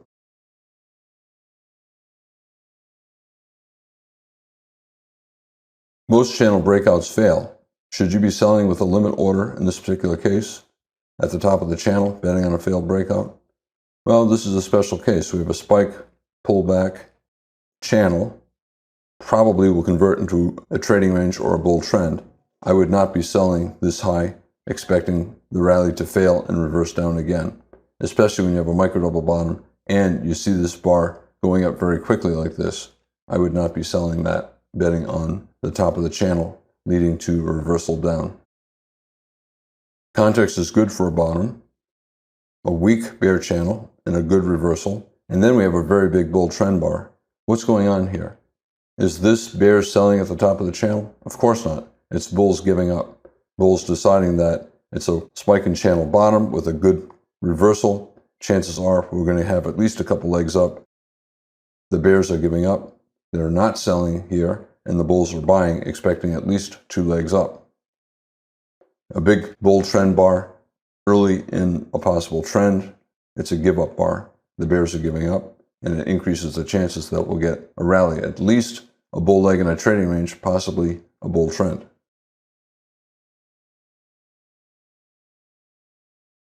Most bear trends end with a failed breakout below the bottom of a channel. We broke out, it failed. We tried again to break out, and it failed the second time.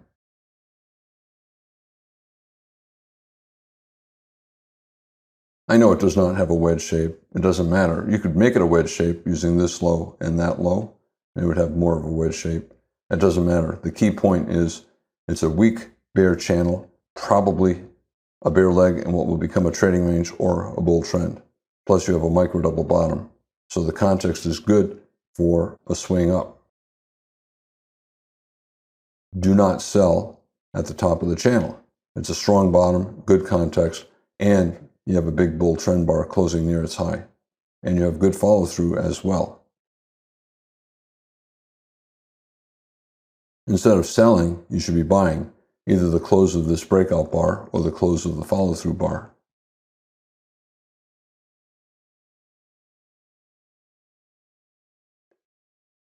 You can also buy pullbacks. We have a bear bar pulling back after this 2-bar breakout. Traders can buy on a stop above its high, and same with here, and same with here. You can also buy with limit orders. We have a bear II, possible failed breakout, possible low 2, low 1, low 2, but strong enough bull bars, odds are buyers below that this is a bad sell signal. So traders will place a limit order to buy at the low of that bar, and they'll get filled right there.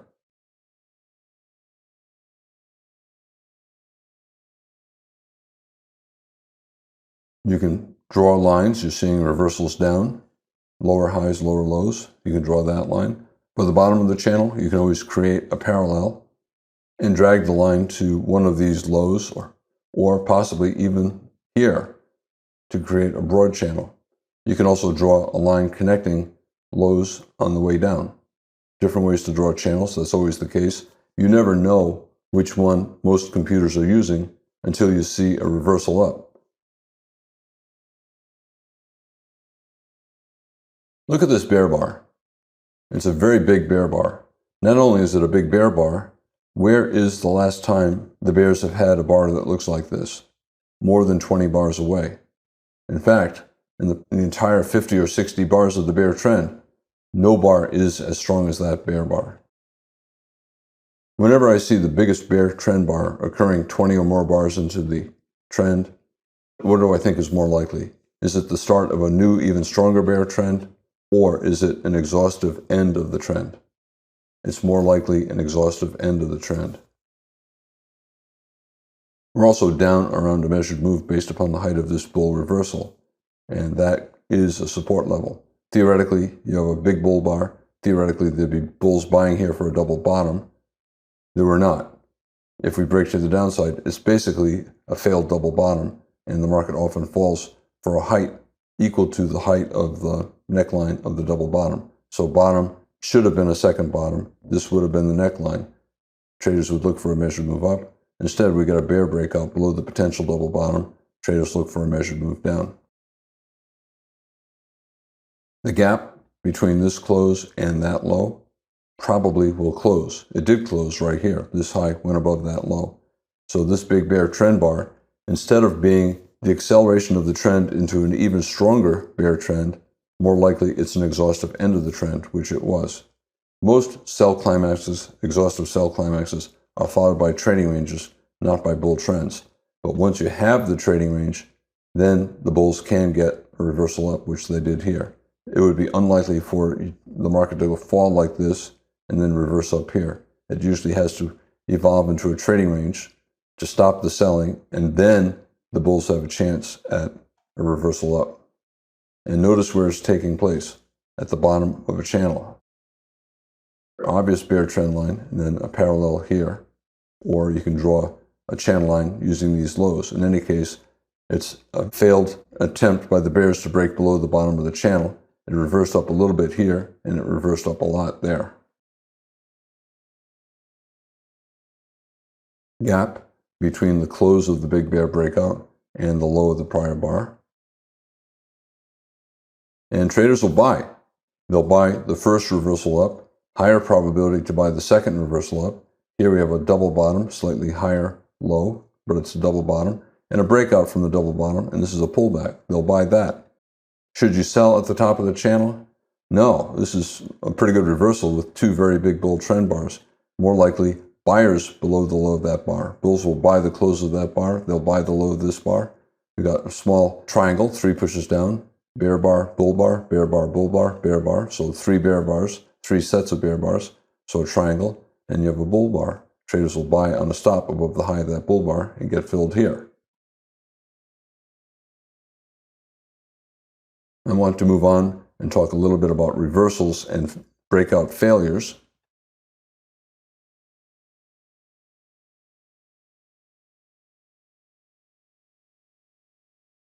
Different ways to draw the bottom of this channel.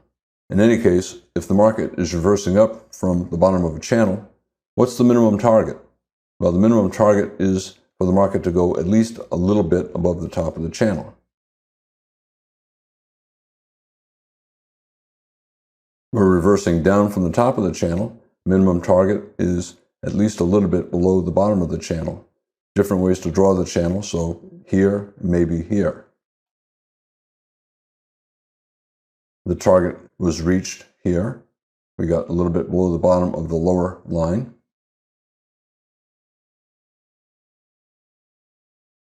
Reversing up and reversing up again. What's the minimum target? At least a little bit above the top of the channel. And the bulls reached their target there, and you can see the hesitation, some profit taking at the top of the channel.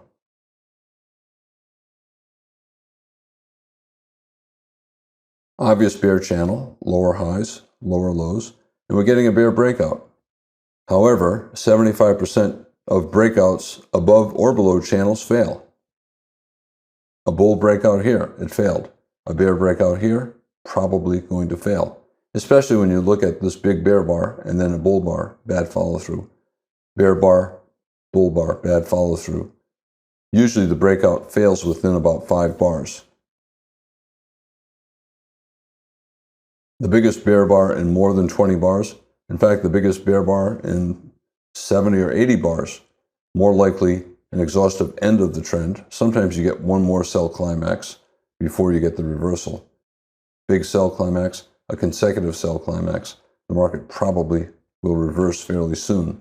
gap, this close, that low, gap, this close, that low, this close, this low. All of those are probable exhaustion gaps, and the market will probably trade above all of those lows. It did over here, making this bear bar an exhaustion gap rather than a measuring gap. Traders expect this to be an exhaustive sell climax, a failed breakout below the bottom of a bear channel. They're looking to buy a reversal up. 3 pushes down, 1 and then bull bar, 2, then bull bar, and then 3. You have a bull bar here. They'll either buy above the high of this bull bar, or this bar closing on its high, they'll buy above that high, or they'll wait to buy consecutive strong bull bars, betting that it's the start of a swing up. Another bull breakout with good follow-through, they'll buy that. Here we have a pullback and a bull bar. They'll buy above its high and get filled here. Here the bears tried to reverse twice, 1, 2 at the top of the channel, and it failed. Traders will buy above the high of this bull bar, betting that the trapped bears will buy back their shorts.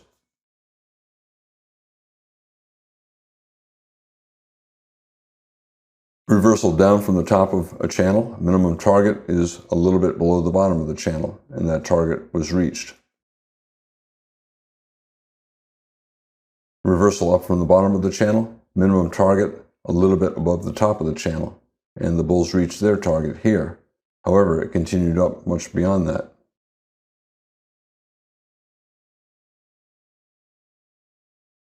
This is a 15-minute chart of the euro versus the yen, and the target is at least 1 pip above the top of the channel.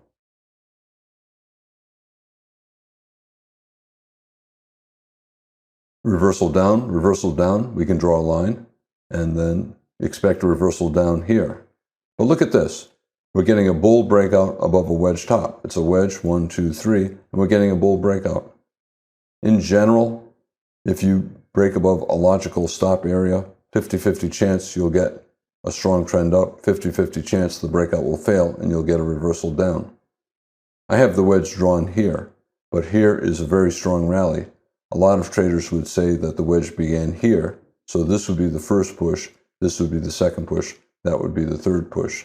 In any case, the market broke strongly above the top of the channel, but closed strongly down at the bottom of the bar. Chances are the market's going to have at least a couple legs down.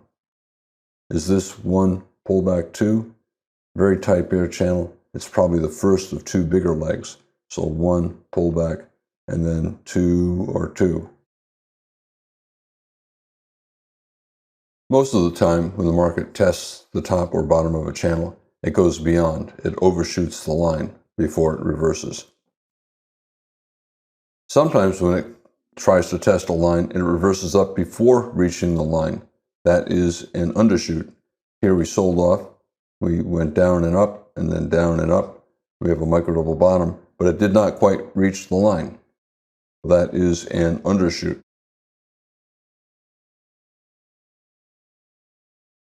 The market cycle, you get a breakout, and then the trend weakens into a channel, and then the channel weakens and converts into a trading range, and then the market decides on the direction of the next breakout, up or down.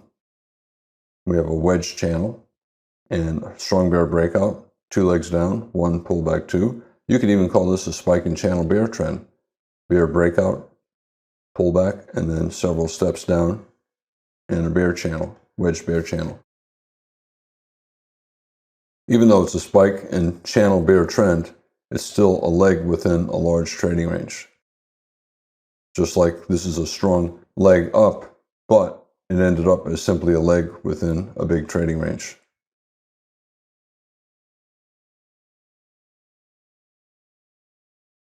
This is the euro versus the dollar, a 5-minute chart. Most of the time, when the market tests a line, it goes a little bit above or a lot above before it reverses down. And this high went slightly above that line. That's called an overshoot.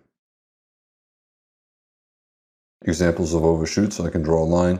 The market went above, reversed down. I can draw a line above. A bear trend line went above, reversed down. A bear channel line broke below, reversed up. So these are all overshoots. That is common. But sometimes you get undershoots. Here, I can draw a line, and the market reversed up without reaching the line. Here, I have a double bottom, and the market sold off strongly, but reversed up without reaching the line. That is an undershoot.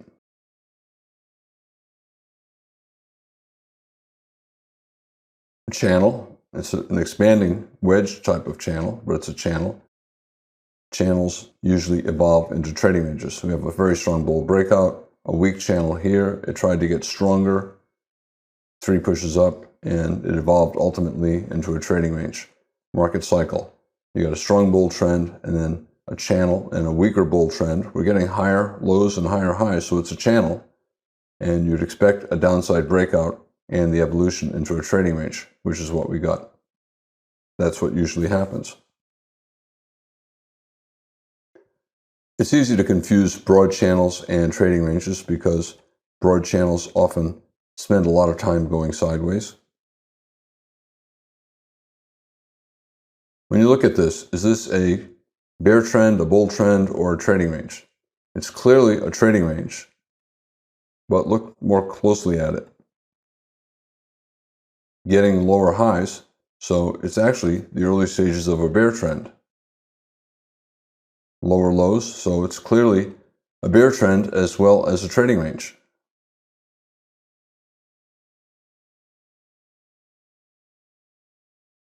Now, does it matter if you call this a bear trend, a broad bear channel, or a trading range? It doesn't matter at all because you trade them the same.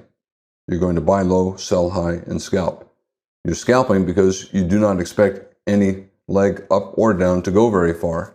Even though it's a bear trend, the legs down are not much different from the legs up. It's not a strong trend. It's going to have repeated reversals, and it's better to trade it that way, scalp. Whenever the market is near a prior low and starts to reverse up, especially if it's a second entry, down, up, you buy. Higher probability to buy above a bull bar here rather than above a doji bar here.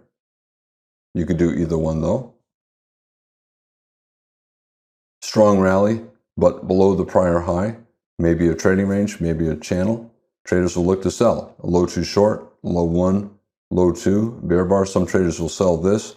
Other traders will say strong pair of bull bars here, strong bull bar here. Wait for a second entry short, which is below that bear bar, and sell there. Same here, strong rally, not high probability taking the first entry short, higher probability taking a second entry, micro double top, and a lower high.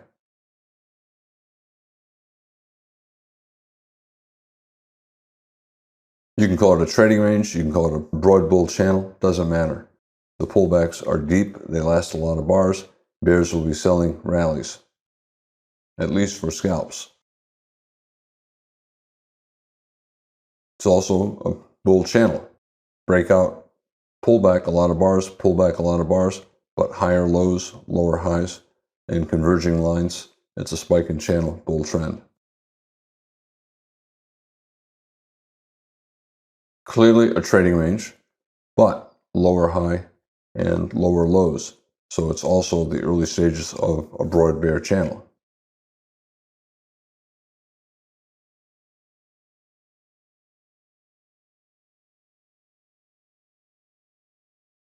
Every trading range has both buy and sell signals within it. Every trading range has both a bull channel and a bear channel within it. When you look at this, it's clearly a trading range. It's in breakout mode. However, you can say, wow, it's getting higher lows and it's getting higher highs. This is also a bull trend. It is a bull trend. If the market continues up here and you ask where the bull trend began, you would say here or here. So it's clearly in a bull trend. On the other hand, this low is below that low. This high right now is below that high.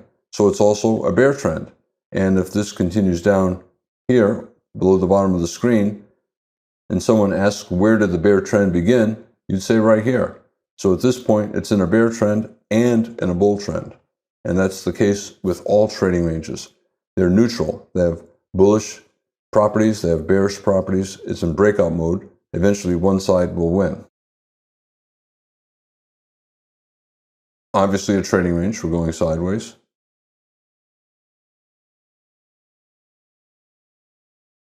Lower high here. Clearly the early stages of a bear trend. However, you got a rally and two legs down, one pullback, two. It could be a high two pullback, high two bull flag, and a bull trend.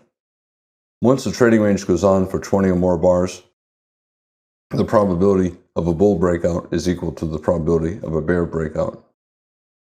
All reasonable swing setups have about a 40% chance of success.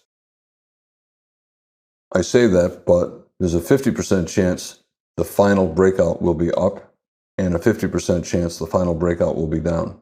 There's also a 50% chance that the first breakout attempt will fail, and only a 40% chance that any good-looking buy setup or bear setup is the start of a swing. Lower highs, lower lows, bear trend. Higher highs, higher lows, bull trend, but a trading range. And that's the case with all trading ranges. There's always both the early stages of a bull trend and the early stages of a bear trend. And anytime you have a decent signal, like a high two buy here, 40% chance it's the start of a swing up. A decent sell signal, micro double top here, lower high, decent bear bar, 40% chance it's the start of a swing down. In this particular case, the bears won.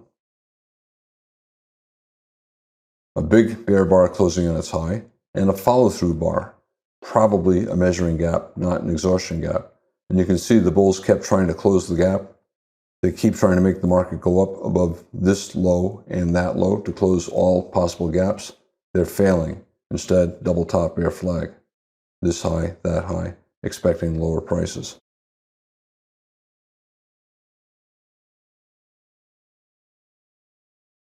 Trading range, bear breakout, bear follow through, probably at least a measured move down based upon the height of the trading range. Here, the market fell much more than that. Getting higher lows, getting higher highs, early phases of a bull trend. If the market broke to the upside, you say, oh, of course it broke to the upside. We're getting higher lows and higher highs.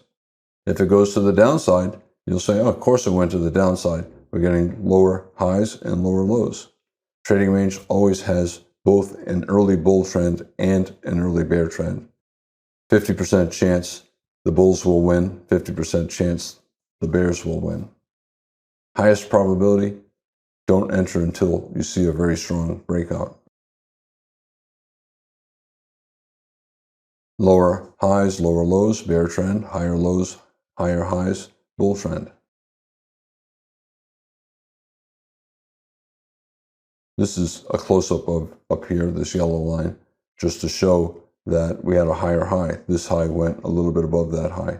So this is a higher high compared to that high. It's a bull trap. It trapped traders into buying a breakout.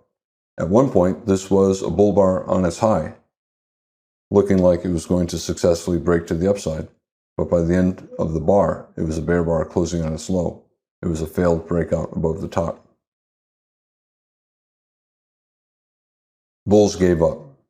For whatever reason, doesn't matter. Closed below the low of the past 50 or 60 bars, and a follow-through bar, probably a measuring gap.